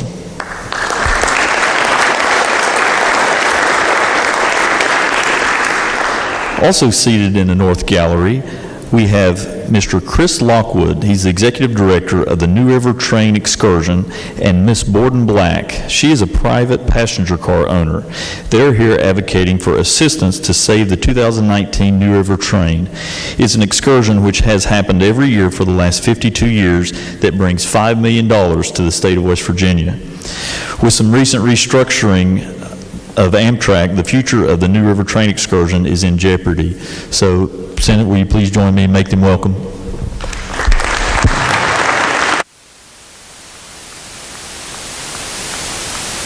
Senator from Wetzel County. Thank you, Mr. President. On behalf of myself and my fellow senator from Marshall County, I would like to welcome the county commissioner from Ritchie County, Randall Riggs. Randall, would you please stand and let the Senate make you welcome?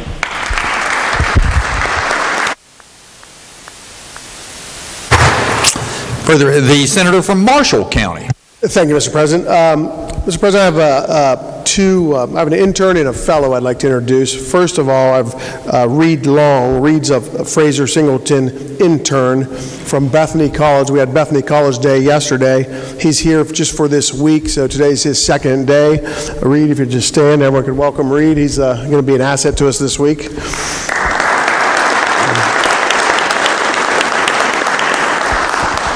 And I also have a Herndon Fellow that I'm fortunate enough to have this entire session. My entire health committee, including the chairman, is a completely new staff up there. And Jared Cannon, our Herndon Fellow, has stepped in and has been an unbelievable asset for the first part of this session. And now he has the pressure to keep it up for the rest of the session. But he's really helped me quite a bit. I don't know what I've done without him through this first month. So the Herndon Fellow, a senior at WVU, Jared Cannon.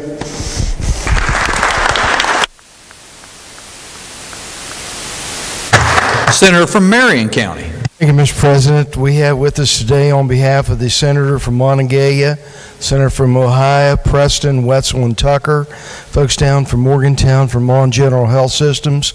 We have David Goldberg, the President and CEO, Dr. Greg Nelkamp, Senior Vice President of Clinical Affairs, Bill Hennessy, the Executive Director of the Foundation, and Jeff Cowart, the Marketing Director. If they would stand and the Senator would make them welcome.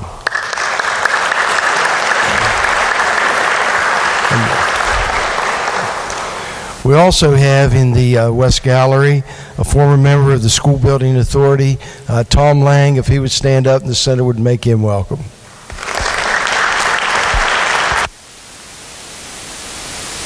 The junior senator from the 4th. Thank you, Mr. President. Your page, Andrew Francis, today, he is the freshman class president of Ravenswood High School. He's also escorted today by his mother, Cinda Francis, and she's seated in the rear gallery, and on your behalf, I'd like the Senate to make her welcome.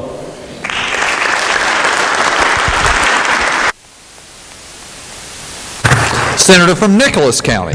Thank you, Mr. President. It is my pleasure and yours to recognize a group of students that are in the galleries today.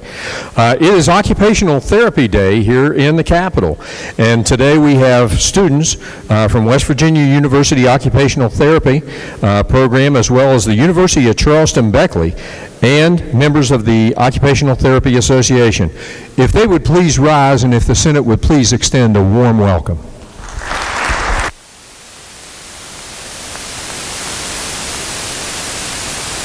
Senator from Raleigh County. Thank you, Mr. President. I believe in the President's Gallery we have some educators from Raleigh County. I see John Quesenberry up there and some others. If you would please stand and the Senate give them a warm welcome. Thank you.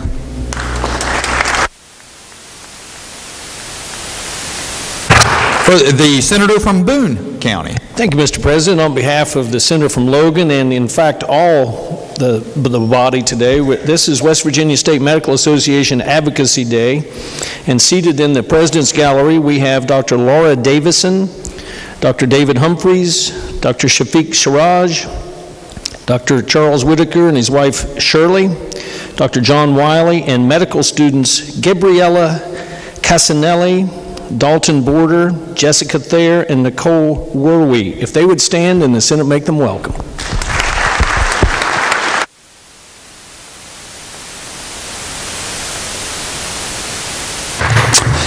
The senior senator from the 8th.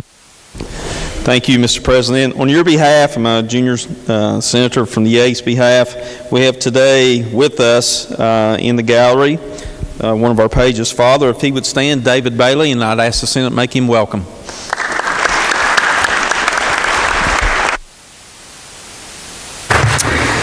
Further introductions, the senator from Greenbrier County. Thank you, Mr. President. Pleased to welcome several parents of our pages who are here today from Summers County. If y'all will please rise. We have Lee Pavant here with Sullivan. We have Nathan and Amy Smith here with Emily. And we have Aaron Angel here with Sarah. Will the Senate please make these fine parents from Summers County feel welcome?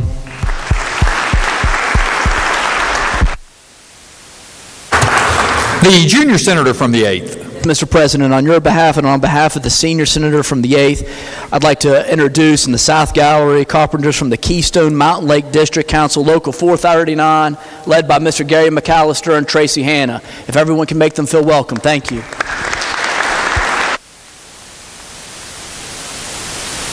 Further introductions? Further introductions. Communications from the House.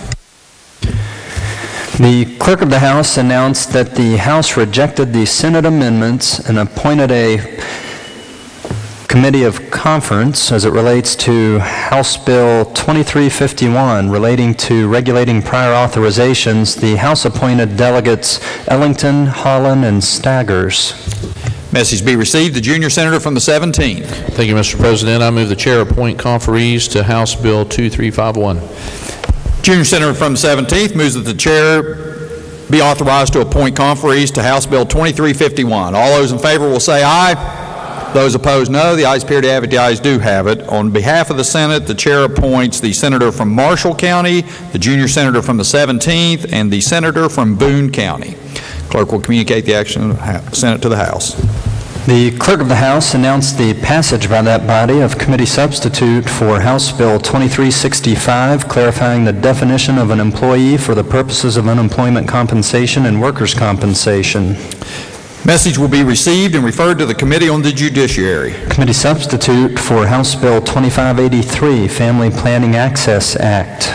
Message will be received and referred to the Committee on Health and Human Resources. Committee substitute for House Bill 2661 relating to natural gas utilities. Message will be received and referred to the Committee on Energy, Industry, and Mining. Committee substitute for House Bill 2809 relating to prohibited acts and penalties in the Hatfield-McCoy Recreation Area. Message will be received and referred to the Committee on the Judiciary. Are there further communications from the House? No, sir. Communications from the Executive? There are none. Reports from standing committees. Your Committee on Finance has had under consideration committee substitute for Senate Bill 266, creating Intermediate Court of Appeals and West Virginia Appellate Review Organization Act of 2019, and reports back a committee substitute for same.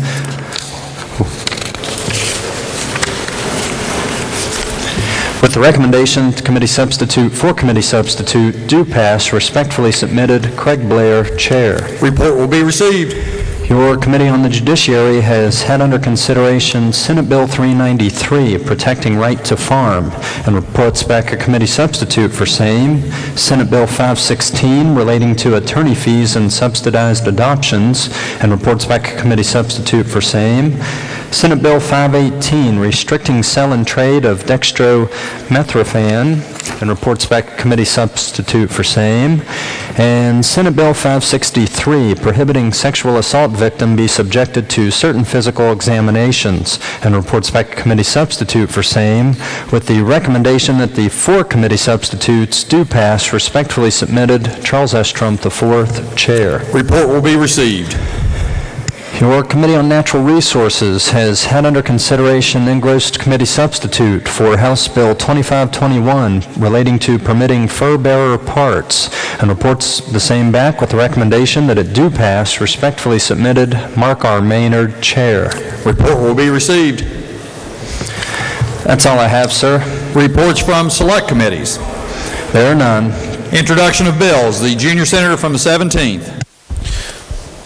Thank you, Mr. President. I request unanimous consent that Senate Bill 574 through 589 be considered and introduced, read by their titles, and referred to the appropriate committees as shown on the chamber automation system. The junior senator from the 17th requests unanimous consent that Senate Bill number 574 through Senate Bill number 589 be considered introduced, read by their titles, and referred to the appropriate committees as shown on the chamber automation system. Is there objection?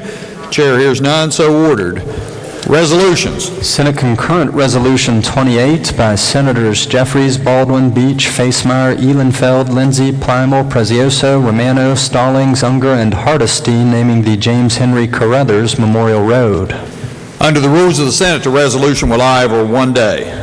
Senate Resolution 38 by Senators Palumbo, Jeffries, Lindsay, Unger, Plymel, Swope, and Stallings congratulating the Herbert Hoover High School softball team for winning the 2018 Class AA State Championship. The senior senator from the 17th. Thank you, Mr. President. I ask unanimous consent the resolution be taken up for immediate consideration, committee reference be dispensed with, and the resolution be placed upon its adoption. The senior senator from the 17th requests unanimous consent that the resolution be taken up for immediate consideration, committee reference be dispensed with, and that the resolution be placed upon its adoption. Is there objection? Chair hears none. Clerk will please read the resolution. Senate Resolution 38 congratulating the Herbert Hoover High School softball team for winning the 2018 Class AA State Championship. Question before the Senate is adoption of the resolution. Is there discussion? The senior senator from the 17th. Thank you, Mr. President. I rise in support of this resolution to congratulate the 2018 Herbert Hoover State Softball Championship team. It's the second consecutive championship that this team has won. They're led by Coach Missy Smith and assistant coach Amanda Rollison. Missy Smith was the Max Prep's National Coach of the Year. So it's not very often that we have a coach in West Virginia that receives an honor as the National Coach of the Year. Their record was 33-0 this year, and the team was actually ranked 5th in the whole country. top team in West Virginia, but 5th in the entire nation for softball. The team also achieved a grade point average of 3.84, so they're not only doing fantastically well on the softball field, but also in the classroom. And this is a group of young ladies, Mr. President, as you're aware, that's been fighting through adversity since the June 2016 flood. They're not in a permanent school. They continue to be drug along and not in a new building, and they're still thriving in adverse circumstances. So, Mr. President, I urge adoption of this resolution, and congratulations to this fantastic group of young ladies. Further discussion?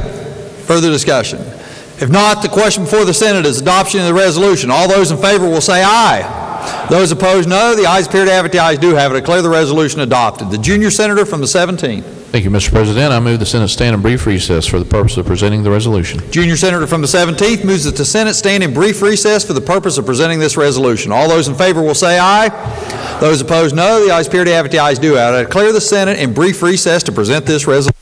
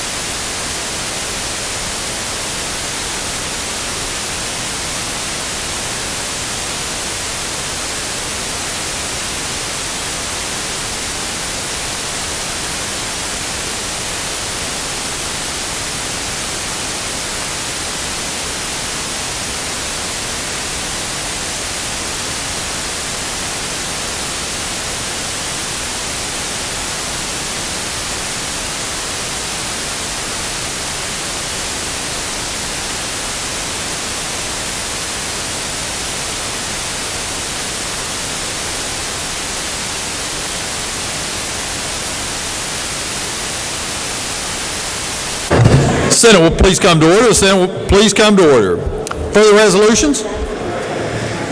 Senate Resolution 39 by Senators Klein, Romano, and Stallings urging U.S. Congress allow states to move to permanent daylight saving time. Under the rules of the Senate, the resolution will lie over 1 day. Senate Resolution 40 by Senators Beach, Jeffries, Romano, and Stallings stating West Virginia Senate affirms support of protections for consumers and Affordable Care Act. Under the rules of the Senate, the resolution will lie over 1 day. Further resolutions? No, sir. Motions? Petitions? There are none. Junior Senator from the 17th. Thank you, Mr. President. I request unanimous consent to move back to the fourth order of business. Is there objection? Chair hears none.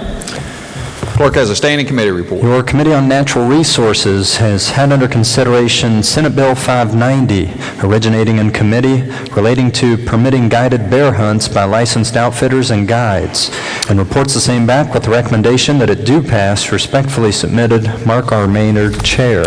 Report will be received. That's all I have, sir. Unfinished business. Senate Concurrent Resolution 27 requesting study determining shortage of drivers with CDLs. Resolution will be referred to the Committee on Transportation and Infrastructure. Bills on third reading. Engrossed committee substitute for Senate Bill 13 relating to distributions from state excess lottery fund. Third reading of the bill. Question before the Senate is, shall the bill pass? Is there discussion? The senior senator from the 15th. Thank you, Mr. President. Senate Bill 13, the initial purpose of this bill was to redirect distribution of the net video lottery terminals and excess terminal income back to the Thoroughbred First Fund. Prior to 2005, the Purse Fund received 14% of the net terminal income and 8% of the excess net terminal income. In 2005, these distributions were cut in half to assist in paying down the workers' or West Virginia Workers' Compensation Debt Reduction Fund. In 2014, this legislature amended the code, once more diverting these funds into the state excess lottery fund and effectively making the redirection of these funds permanent. Currently, the income generated by these funds are part of the state account used in calculating our state bond rating. To remove them from the account could hinder the state's ability to draw down financing for large projects. Mr. President, the goal of this legislation is actually to go back and to take care of the horsemen and the Thoroughbred Fund, no fault of their own. They didn't have, they had the resources to be able to help at that given point in time when we were dealing with workers' comp and trying to get that straightened out. And so they were a source of revenue, and all we're doing is taking and putting things back the way it was before. Mr. President, for these reasons, I urge passage of this piece of legislation. Further discussion? Further discussion? Not. Question for the Senate, shall the bill pass? All those in favor will vote yea. Those opposed will vote nay. The clerk will prepare the machine. Has every member voted? Has every member voted? So the clerk will close the machine and ascertain the results. On this question there being 34 yeas, 0 nays, 0 absent and not voting, more than a majority of those present and voting having voted in the affirmative, I declare the bill passed. The clerk will communicate the action of the Senate to the House. Engrossed committee substitute for Senate Bill 26, permitting certain employees of educational service cooperatives participate in state teachers' retirement systems. Third reading of the bill. The question before the Senate is, shall the bill pass? Is there discussion? The senator from Wood County. Thank you, Mr. President. Senate Bill 26 permits full-time employees of educational services cooperatives to participate in the state teachers' retirement system. Educational services cooperatives are the successor entities to regional educational services agencies, or RESAs. County boards of education may enter into agreement with neighboring counties to form educational services cooperatives. Educational services cooperatives perform services on behalf of the member county boards of education that allow the member boards to provide better or more efficient services to their constituents. These cooperatives are public entities This bill simply provides that employees of the educational services cooperatives may participate in the state teachers' retirement system. Mr. President, I urge passage. Is there further discussion? Further discussion? If not, all those in favor will vote yea. Those opposed will vote nay. The clerk will prepare the machine. Has every member voted? Has every member voted? If so, the clerk will close the machine and ascertain the results. On this question, there being 34 yeas, 0 nays, 0 absent and not voting, more than the majority of those present and voting, having voted in the affirmative, I declare the bill passed. Clerk will communicate the action of the Senate to the House. Engrossed Senate Bill 153, providing greater flexibility for making infrastructure project grants. The junior senator from the 17th. Thank you, Mr. President. I request unanimous consent that Senate Bill 153 lay over one day while retaining its place on the calendar. Is there objection? Chair hears none, so ordered. Engrossed Senate Bill 440, relating to anti-hazing laws. Third reading of the bill. Question before the Senate is, shall the bill pass? Is there discussion? The senator from Morgan County. Thank you, Mr. President. In 1995, the Legislature of West Virginia passed an anti-hazing article, 3 sections of the law that outlawed certain hazing activities. That was in response to some situations that occurred not only in West Virginia but many places around the country where young college students were injured or even killed in some certain circumstances in hazing. So that law has stood in place for the last 24 years. The law, as it currently is worded, says that any organization operating under the sanction of or recognized as an organization by an institution of higher education subject to the law. And it protects students in such an organization, basically college fraternities. So what's happened over the course of the last year is there has been a separation between the Greek fraternities in Morgantown and West Virginia University, and there is the thought, and I think it's correct, that the way that is worded, our current law, is that the anti-hazing law now would not apply because the fraternities being separated are not sanctioned by or part of, recognized by the university. So this bill would amend that one section of the code. It amends Chapter 18, Article 16, Section 2, the definition of hazing, and it would amend it to say that it applies with respect to any organization whose members include students of an institution of higher education. So whether the Greek fraternity or is affiliated with the university or not, violations of the Anti-Hazing Act could still be prosecuted. I'd be happy to try to answer questions, Mr. President. Otherwise, I urge the bill's passage. Is there further discussion? Further discussion? Not, all those in favor will vote yea. Those opposed will vote nay. The clerk will prepare the machine. Has every member voted? Has every member voted? If so, the clerk will close the machine and ascertain the results. On this question, there being 34 yeas, 0 nays, 0 absent and not voting, more than the majority of those present and voting, having voted in the affirmative, I declare the bill passed. Clerk will communicate the action of the Senate to the House. Engrossed Senate Bill 442, supplementing, amending, and decreasing appropriation to Insurance Commission. Third reading of the bill. Question before the Senate is, shall the bill pass? Is there discussion? Is there discussion? The senior senator from the 15th. Sorry, Mr. President. Senate Bill 442 authorizes the Insurance Commission to move $10,000 from current expenses to the personnel and employee benefits line item. Mr. President, I urge passage. Is there further discussion? Not. All those in favor will vote yea. Those opposed will vote nay. The clerk will prepare the machine.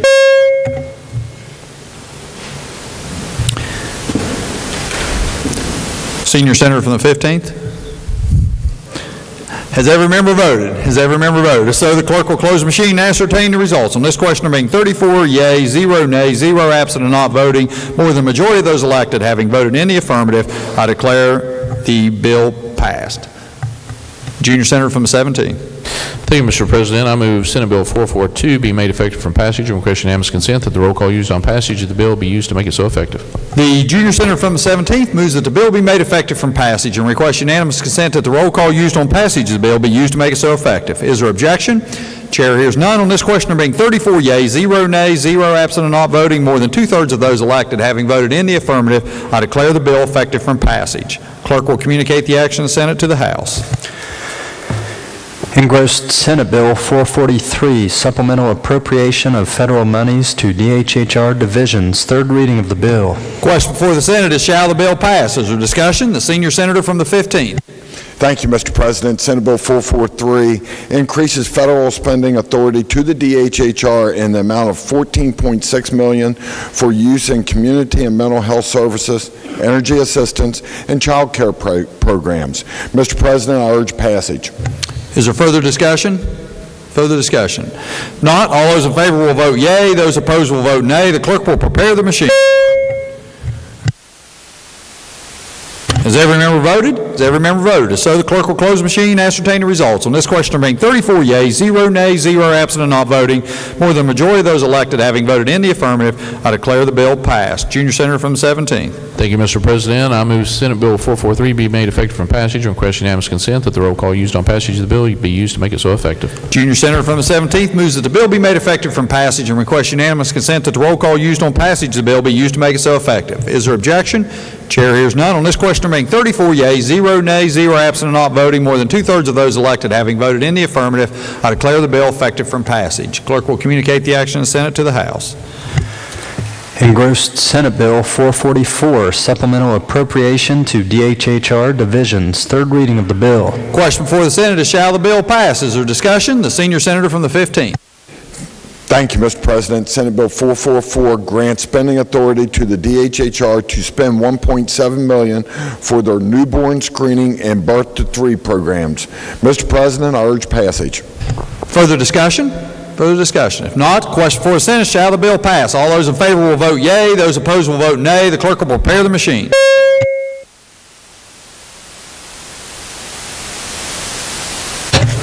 Has every member voted? Has every member voted? If so, the clerk will close the machine and ascertain the results. On this question, there being 34 yeas, 0 nays, 0 absent and not voting, more than a majority of those elected having voted in the affirmative, I declare the bill passed. Junior senator from the 17th. Thank you, Mr. President. I move Senate Bill 444 be made effective from passage and request unanimous consent that the roll call used on passage of the bill be used to make it so effective. Junior senator from the 17th moves the bill be made effective from passage and requests unanimous consent that the roll call used on passage of the bill be used to make it so effective. Is there objection? Chair hears none on this question. There being 34 yeas, 0 nays, 0 absent, not voting, more than two-thirds of those elected having voted in the affirmative, I declare the bill effective from passage. Clerk will communicate the action of the Senate to the House. Engrossed Senate Bill 452, Supplemental Appropriation to Second Chance Driver's License Program, third reading of the bill. Question before the Senate is, shall the bill pass? Is there discussion? The senior senator from the 15th. Thank you, Mr. President. Senate Bill 452 grants spending authority to the Department of Justice and Community Services to spend $100,000 on their Second Chance Driver's License Program. Mr. President, I urge passage. Is there further discussion? Further discussion? Not. Question before the Senate is, shall the bill pass? All those in favor will vote yea. Those opposed will vote nay. The clerk will prepare the machine.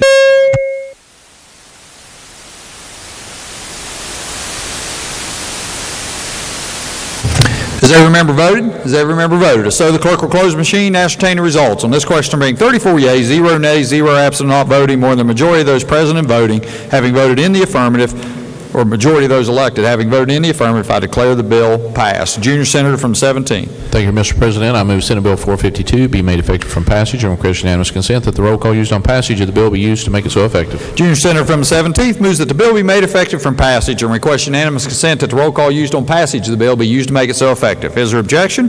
Chair hears none. On this question, there being 34 yeas, 0 nays, 0 absent and not voting, more than two-thirds of those elected having voted in the affirmative, I declare the bill effective from passage. Clerk will communicate the action of the Senate to the House.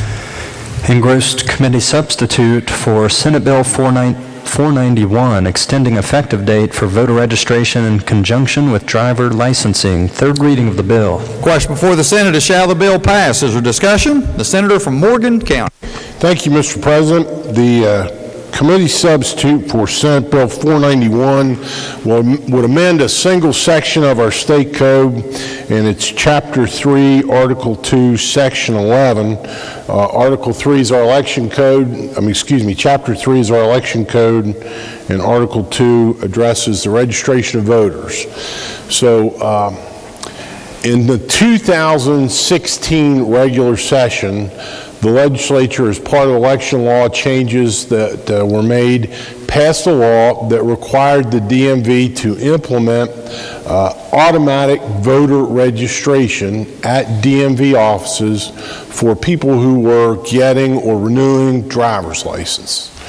And we've had motor voter in West Virginia for over 20 years now, but this made it a little bit different. It made an opt-out. A person could opt out if he or she wanted to, but it would be automatic. They'd automatically be registered to vote unless they opted out. So that was 2016 regular session. Then the next year, in 2017 in regular session, we were informed that the legislature was informed that it wasn't ready to go live, go online, and so we passed a bill that extended the deadline for 2 years. That was in 2017. We extended the deadline to July 1, 2019. So it's deja vu all over again.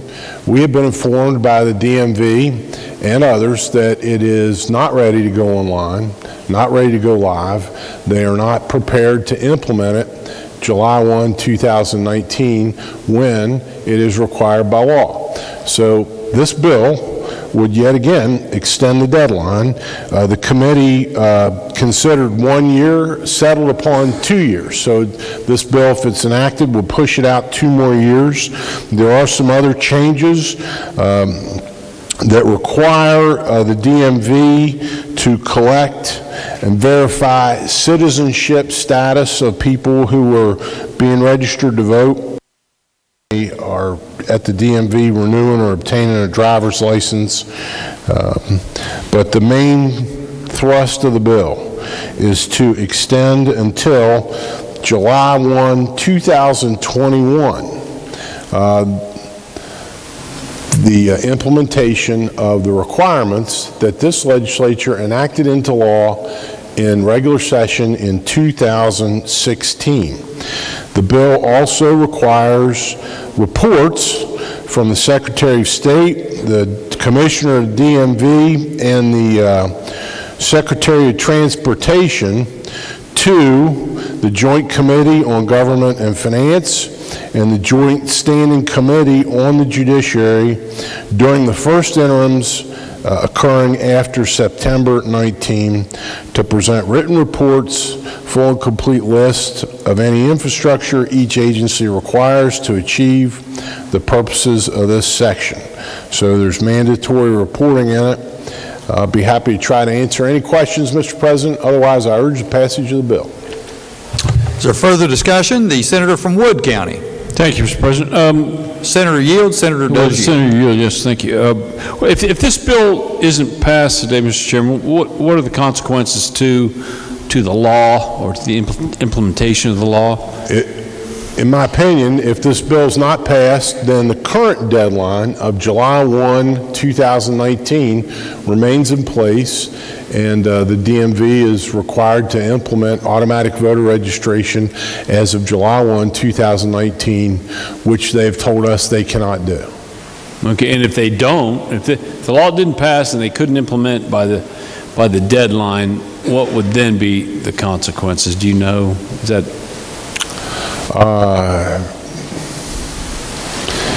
I'm not sure. There could be lots of consequences, I guess. I think litigation is always a potential consequence of statutory requirements and mandates that aren't met. Let me just expand a little bit. One of the things we learned when we took some testimony, we asked for the commissioner of the Division of Motor Vehicles to come to the Senate Judiciary Committee, and she was not able to, or did not come, but a Senate representative who told our committee that the main problem is one of computer infrastructure hardware, software. What we were told is that the current motor voter operations of the DMV, again, which has been the law in West Virginia for 2 decades, are handled by a third party with whom the DMV has a contract. And the DMV is either terminating or that contract is to be terminated October 1st of this year. And the DMV is looking for a new vendor to handle that work. But I would confess to my friend from Wood, the distinguished senator from Wood, that I'm not sure I know what all the consequences would be if we just didn't pass the bill. Yeah, it's not really a fair question. I was just kind of curious, just because I don't like motor voter law, and if we don't pass this deadline, motor voter will still be the law. Motor voter will still be the law. Doesn't negate the law, right? It just makes it more difficult for implementation. Well, motor voter is the law. It's, as we discussed, been the law since before the turn of the millennium in West Virginia. That was passed in the late 90s. Okay. And what we found out is that apparently the problems in even the operation of that are so significant and profound, and this is upsetting to me, I'm sure it's upsetting to everybody. We believe there are people who registered to vote at the DMV whose registrations did not make it into the books of county clerks around this state. And there were, in this last election, people who showed up to vote having registered, believed they were registered, for whom there was no record of registration. So even with motor voter, without the implementation of automatic registration, there are problems. Yeah, okay, I remember that in committee. Thank you, Mr. Chairman. Thank you, Mr. President. Thank you. Is there further discussion? Further discussion? Senator from Harrison County. Thank you, Mr. President. Just briefly, the Judiciary Committee spent a tremendous amount of time on this bill, and I think what's clear is that we need this bill in order to be able to preserve this law.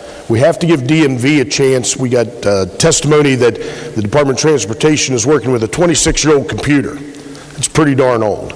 And to try to force this thing through now, I think would be the death knell for the bill, and we'd end up without AVR registration, which I think is extremely important to get our citizens motivated to vote. So, Mr. President, I stand in favor of the bill. Is there further discussion? Further discussion? Not. All those in favor will vote yea. Those opposed will vote nay. The clerk will prepare the machine.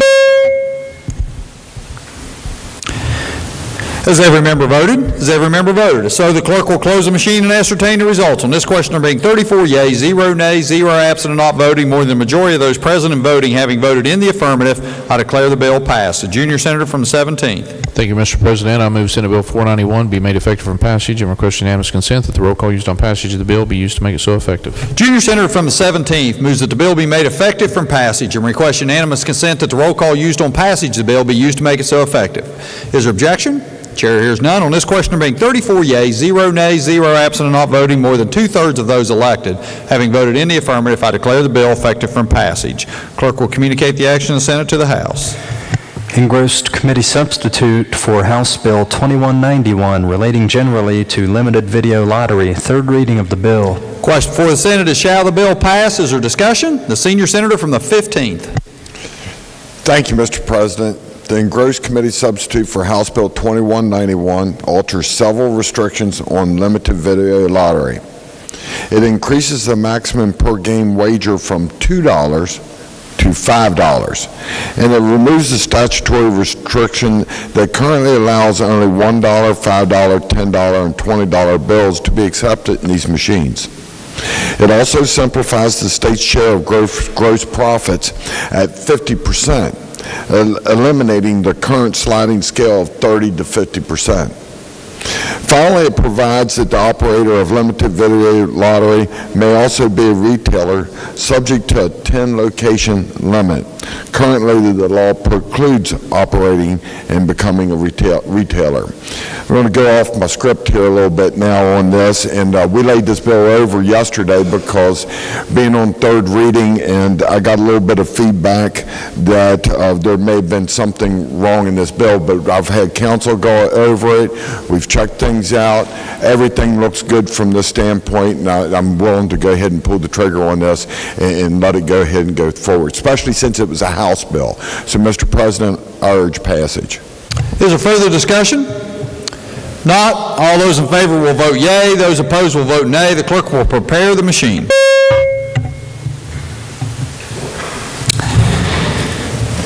Has every member voted? Has every member voted? So the clerk will close the machine and ascertain the results. On this question being 27 yeas, 7 nays, 0 absent not voting, more than the majority of those present and voting having voted in the affirmative, I declare the bill passed. Junior Senator from the 17th. Thank you, Mr. President. I move House Bill 2191 be made effective from passage. On question unanimous consent that the roll call used on passage of the bill be used to make it so effective.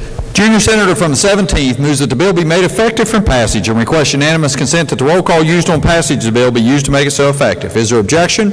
Chair hears none. On this question being 27 yeas, 7 nays, 0 absent and not voting, more than 2/3 of those elected having voted in the affirmative, I declare the bill effective from passage. Clerk will communicate the action of the Senate to the House. Engrossed House Bill 2459, exercising authority to exempt individuals domiciled within the state from certain restrictions contained in federal law. Third reading of the bill. Question for the Senate is, shall the bill pass? Is there discussion? The Senator from Morgan County. Thank you, Mr. President. House Bill 2459, as amended yesterday by this body, would amend our state code by adding to it one new section of code, and it's designated as Chapter 9, Article 2, Section 3A. So, and Chapter 9 is the chapter that addresses DHHR, Human Services. Article 2 is Commissioner of Human Services Powers and Duties.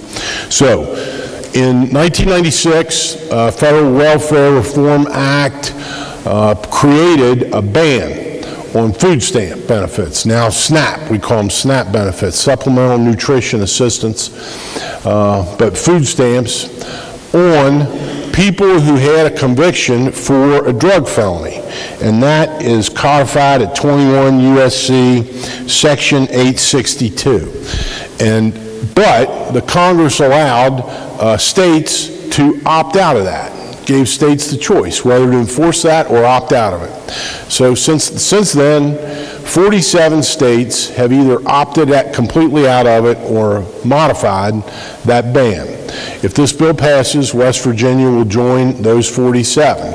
And what it will say is that there is no ban in West Virginia, with the exception of, based on the amendment was considered and adopted yesterday, if the conviction has as an element thereof misuse of supplemental nutrition assistance program benefits, loss of life, or the causing of physical injury.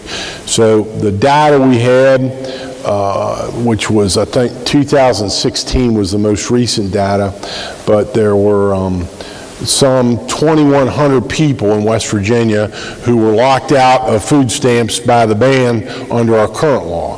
This would change that pretty dramatically, and be happy to try to answer questions, Mr. President. Otherwise, I urge passage of the bill. Is there further discussion?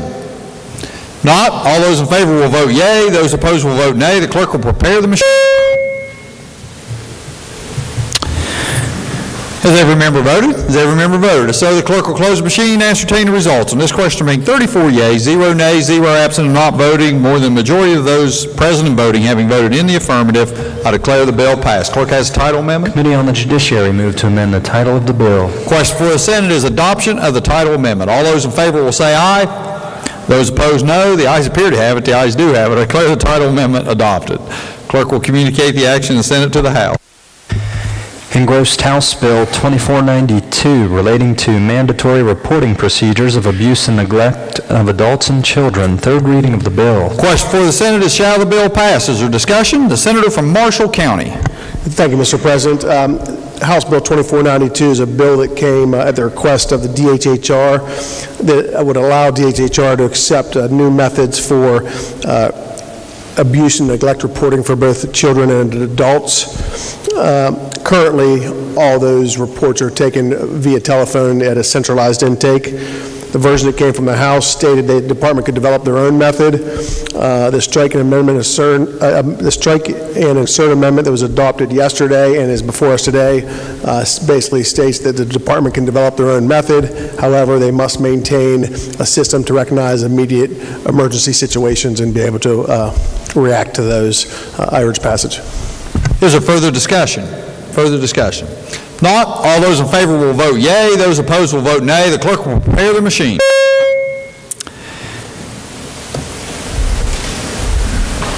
Has every member voted? Has every member voted? If so, the clerk will close the machine and ascertain the results. On this question remain 34 yeas, 0 nays, 0 absent and not voting.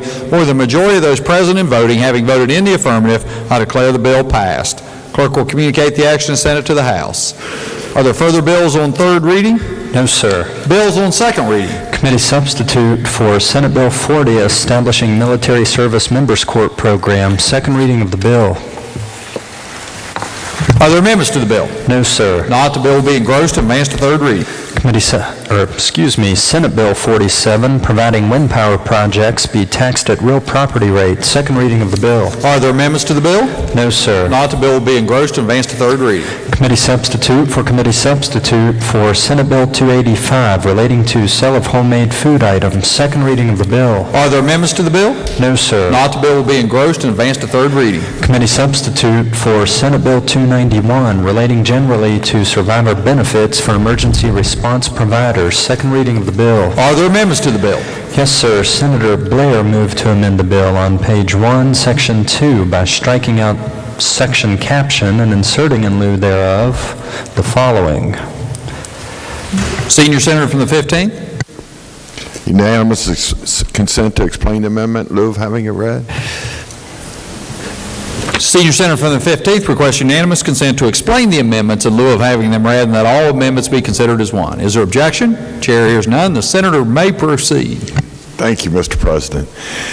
The amendments on Senate Bill 291 are for the purposes of consistency and clarity. Currently, the statute contains language providing for death benefits. Senate Bill 291 refers to the benefit provided as a survivor benefit. The purpose of this amendment is to remove references to death benefits and to change such references to survivor benefits throughout. I urge passage, Mr. President. Is there further discussion? Further discussion? Not. Question for the Senate is adoption of the amendment. All those in favor will say aye. Those opposed, no. The ayes appear to have it. The ayes do have it. I declare the amendment adopted. Are there further amendments to the bill? No, sir. Not. The bill will be engrossed and advanced to third reading. Senate Bill 296, providing 11-month window to permit members of PERS to purchase credited service. Second reading of the bill. Are there amendments to the bill? No, sir. Not, the bill will be engrossed and advanced to third reading. Committee substitute for Senate Bill 345, relating to fire service equipment and training funds for VFDs. Second reading of the bill. Are there amendments to the bill? No, sir. Not, the bill will be engrossed and advanced to third reading. Committee substitute for Senate Bill 405, increasing limit on additional expenses incurred in preparing notice list for redemption. Second reading of the bill. Are there amendments to the bill? No, sir. Not, the bill will be engrossed and advanced to third reading. Senate Bill 461, providing for personal income tax withholding on certain lottery winnings. Second reading of the bill. Are there amendments to the bill? No, sir. Not, the bill will be engrossed and advanced to third reading. Committee substitute for Senate Bill 481, relating to Judicial Vacancy Advisory Commission. Second reading of amendments to the bill? No, sir. Not, the bill will be engrossed and advanced to third reading. Engrossed committee substitute for House Bill 2446, Blue Alert Plan. Second reading of the bill. Are there amendments to the bill? No, sir. Bill be advanced. Further bills on second reading? No, sir. Bills on first reading. Junior Senator from the 17th. Thank you, Mr. President. I request unanimous consent that all bills on first reading be considered read a first time and advanced to second reading. Junior Senator from the 17th. Request unanimous consent that all bills on first reading be considered as having been read a first time and advanced to second reading. Is there objection? Chair hears none, so ordered. Introduction of guests. Introduction of guests. Remarks by members of the Senate. The Senator from Marshall County. Thank you, Mr. President. Mr. President and Senators, today is Hospital Day at the Legislature. My comments will be brief, but with us we have visiting a number of hospital representatives and healthcare professionals from across the state. If you have a hospital representative visiting you from your local community, please take a moment to thank them for the services they provide. They're there 24 hours a day, 7 days a week, 365 days a year to care for our health, our family's health, and our friends' health. Hospitals play a critical role in improving the health of our citizens annually in West Virginia. Here's some annual totals, just to be quick.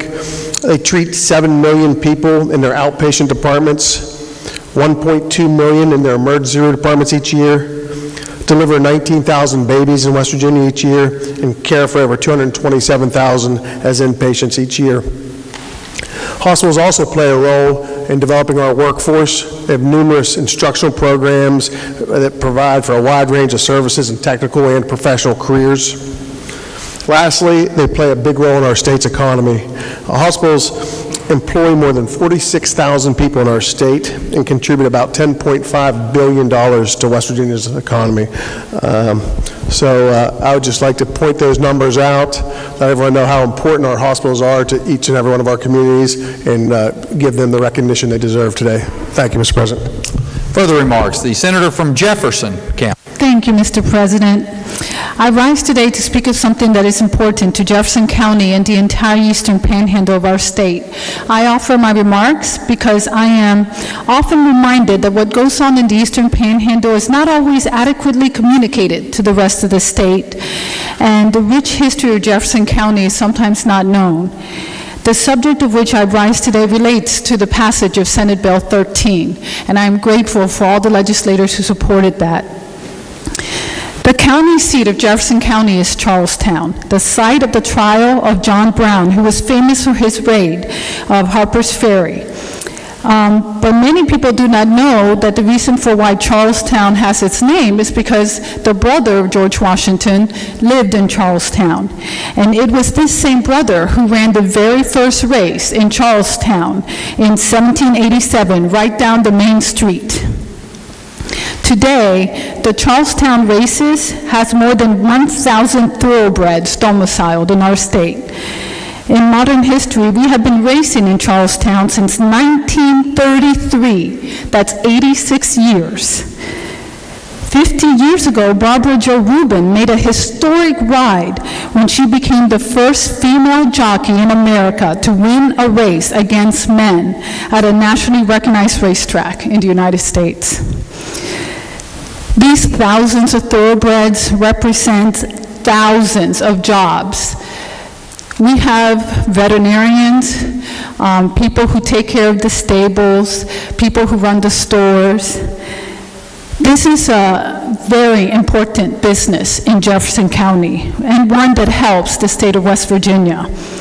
Some of you may not know that in 1995, the legislature enacted legislation to provide for the racetrack video lottery, and with that came the modern-day business model for West Virginia's thoroughbred racing industry. The purpose of the legislation at that time was stated to be to preserve live racing in our state and promote the sustainability of green space that was so critical to agribusiness. In 1995, when it started, 14% of those revenues were directed by statute into a purse fund. In 2004, the legislature reduced that to 7%. In 2004, the reduced revenues represented by the 7% income was also reduced by another 10% in what has been termed as the haircut bill. The impact of that loss has been thousands of dollars. For the farmers and the people who work on the farms, we have been dramatically reduced in our ability to be able to compete and to keep these important people in our state. So I want to thank all of you to finally right this wrong and treat them the way that they deserve as an important business in West Virginia that helps us and helps our state to prosper, and especially in Jefferson County. Thank you. Further remarks, the Senator from Boone County. Thank you, Mr. President. I request unanimous consent that the remarks by the Senator from Marshall, the Senator from Jefferson, and the senior senator from the 17th with regard to Senate Resolution 38 be printed in the appendix of the journal. Is there objection? Chair hears none, so ordered. Further remarks? Further remarks. Senator from Monongalia County. Thank you, Mr. President. Ladies and gentlemen, maybe you'll recall last year, towards the end of the session, I began speaking about a Project Health Smart Card here within this chamber. And I've had small conversations with the gentleman from Berkeley in regards to this last year and again this year, just briefly. Well, the legislation has come upstairs and it's here on my desk.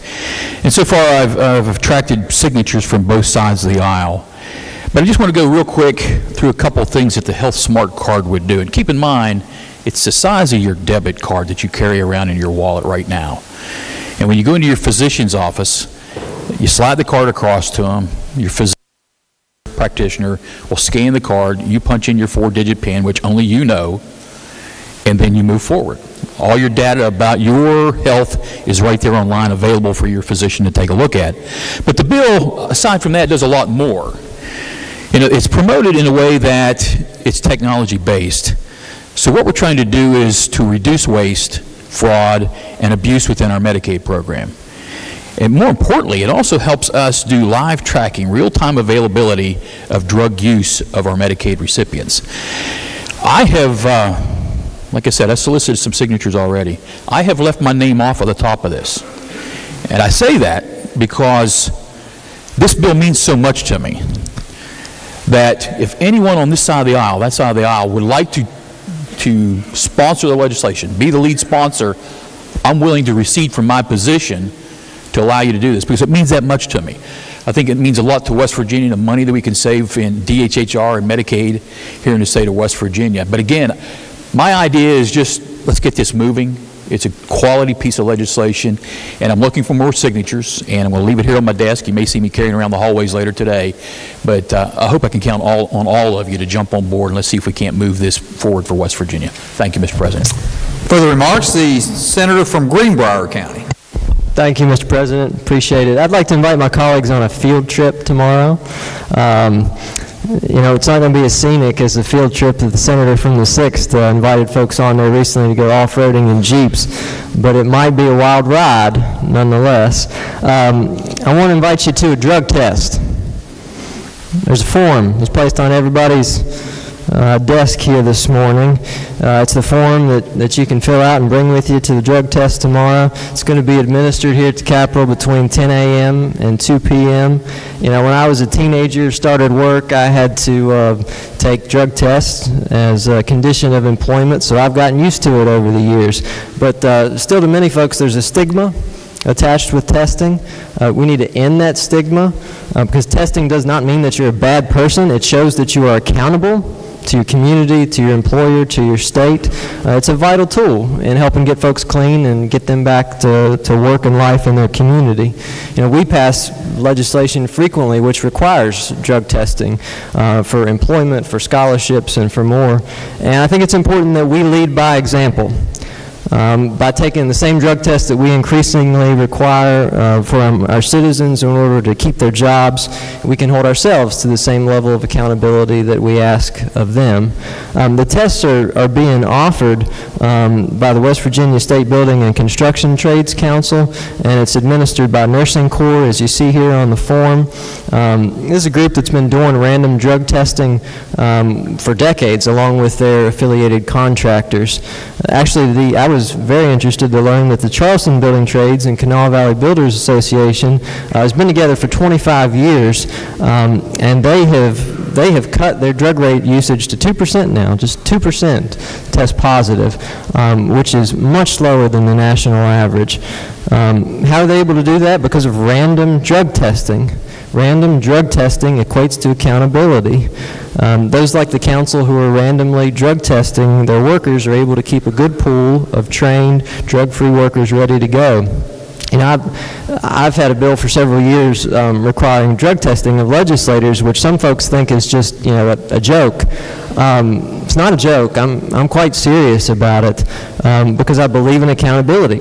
And I believe testing provides accountability that helps keep our population clean. Now tomorrow, as I said, it's a field trip. It's voluntary, but I would ask you to go. Some of you have asked me about this. I won't mention any names, have asked privately, what happens with the results?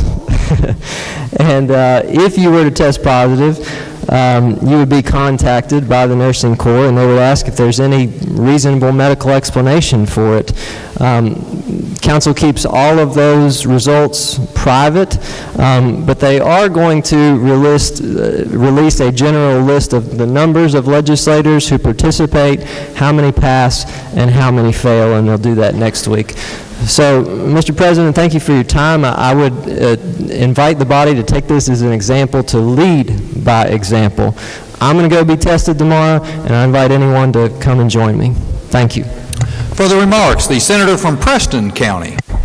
Thank you, Mr. President. Today is February 12th. And 210 years ago, there was the birth of a man who was credited much with the birth of our state, as Abraham Lincoln. He's had many quotes over his life, and many people have revered him as a very wise man.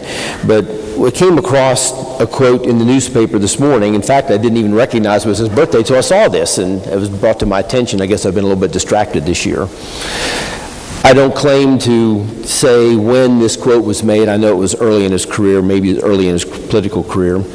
It says, "Upon the subject of education, not presuming to dictate any plan or system respecting it, I can only say that I view it as the most important subject which we as a people can be engaged in." Now, all of us in the legislature are aware of the bad news that we read about our education system in West Virginia. We know where we rank. We've seen the NAEP scores and a host of other negatives. It's all over the place. But there is good news, Mr. President. We recognize where much of the problem lies, and the fact that we've put together a comprehensive education bill is proof of that. There's even more good news. We've recognized by ranking of the states that money is not necessarily the problem. We dedicate nearly $13,000 per student per year to our education system. That puts us relatively high. We're ranked 16th in the nation among other states, well above the median. What lies before us is the job of putting that money to good use in the most effective ways possible. We have landmark legislation ready to go, and if we have the courage to act on it, it's there. If we work together and we're not afraid to bring our school system into the 21st century, we have the means to succeed. Now, from a simple perspective and understanding, I have many times characterized the West Virginia education system in this way. We have our students forming a foundation. We have service personnel, professional educators, and other professionals in the schools. We have school administration. We have principals. We have boards of education for every county in the state. We have a Department of Education. We have a Board of Education. We have a superintendent of schools. And if you look at that graphically, it forms approximately a pyramid. We grow from the bottom up. And I think that everyone accepts that as how education in West Virginia is delivered. It's kind of a top-down process. But I contend to you, and I've said this for many years, maybe people aren't listening, maybe they don't care what I have to say, but I think that pyramid's the wrong way. We need to turn it upside down. We need to put the bottom of the pyramid at the top. The students have to be the most important. They have to be the top. The base has to be the top. We have to take their needs into account first. We just need to resolve, and we have to have the political will to get this done. And I think that we will get it done. Thank you, Mr. President. Further remarks? Further remarks? Junior Senator from the 17th. Thank you, Mr. President. I request unanimous consent that the comments made by the Senator from Monongalia, Greenbrier, and Preston be placed in the appendix of the journal. Is there objection? Chair hears none, so ordered. Further remarks? Miscellaneous business. The Junior Senator from the 17th. Thank you, Mr. President. Pending announcements, I move the Senate stand adjourned until tomorrow at 11 a.m. Are there announcements? The Senior Senator from the 15th. Thank you, Mr. President. Your Senate Finance Committee will meet today at 3 p.m., room 451M, and the agenda has been posted. Senator from Jefferson County. Thank you, Mr. President. Senate Education Committee will meet at 2 o'clock today in 451M. The agenda has been posted. Senator from Morgan County. Thank you, Mr. President. Your Committee on the Judiciary will meet today at 3 o'clock p.m. in 208 West Wing. Senator from Nicholas County. Thank you, Mr. President. Your Committee on Government Organization will meet this afternoon, room 208 West at 2 p.m. Senator from Marshall County. Thank you, Mr. President. Your Committee on Health will meet today at 1 p.m. and 4:51 m. Senator from Preston County. Thank you, Mr. President. Your Committee on Agriculture and Rural Development will meet tomorrow at 2 p.m., 208 West. Further announcements. The Senator from Tucker County. Thank you, Mr. President. Your Committee on Energy will not meet today at 1 o'clock, but we will meet in the morning at 10 o'clock in 208 West. Further announcements. Junior Senator from the 17th. Thank you, Mr. President. I have two announcements. Number one, the 84th Legislature will do a panoramic picture of the body tomorrow at 9:30 here in the chamber. So if all members can be here at 9:30 tomorrow for that picture. Second announcement is that the last day to introduce resolutions in the Senate is Monday, February the 18th. That's this coming Monday. Legislative Services. What are you going?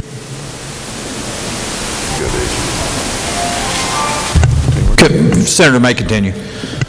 Legislative Services is requiring that all new drafting requests which you would like to have sent back for your approval must be delivered to Bill Drafting by 5 p.m. Wednesday, that is tomorrow, if you want those reviewed. All drafting requests received after that time up until 5 p.m. Thursday will be considered pre-approved if you send those down.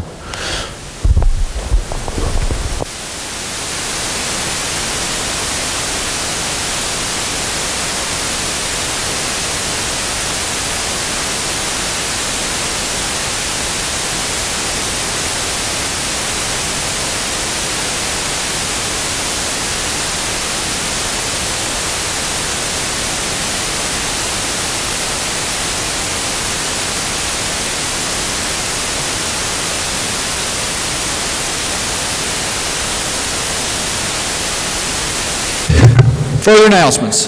Further announcements. Not question for the Senate. Shall the Senate stand adjourned until tomorrow 11 a.m. All those in favor will say aye. Those opposed, no. The ayes appear to have it. The ayes do have it. Declare the Senate adjourned until tomorrow 11 a.m.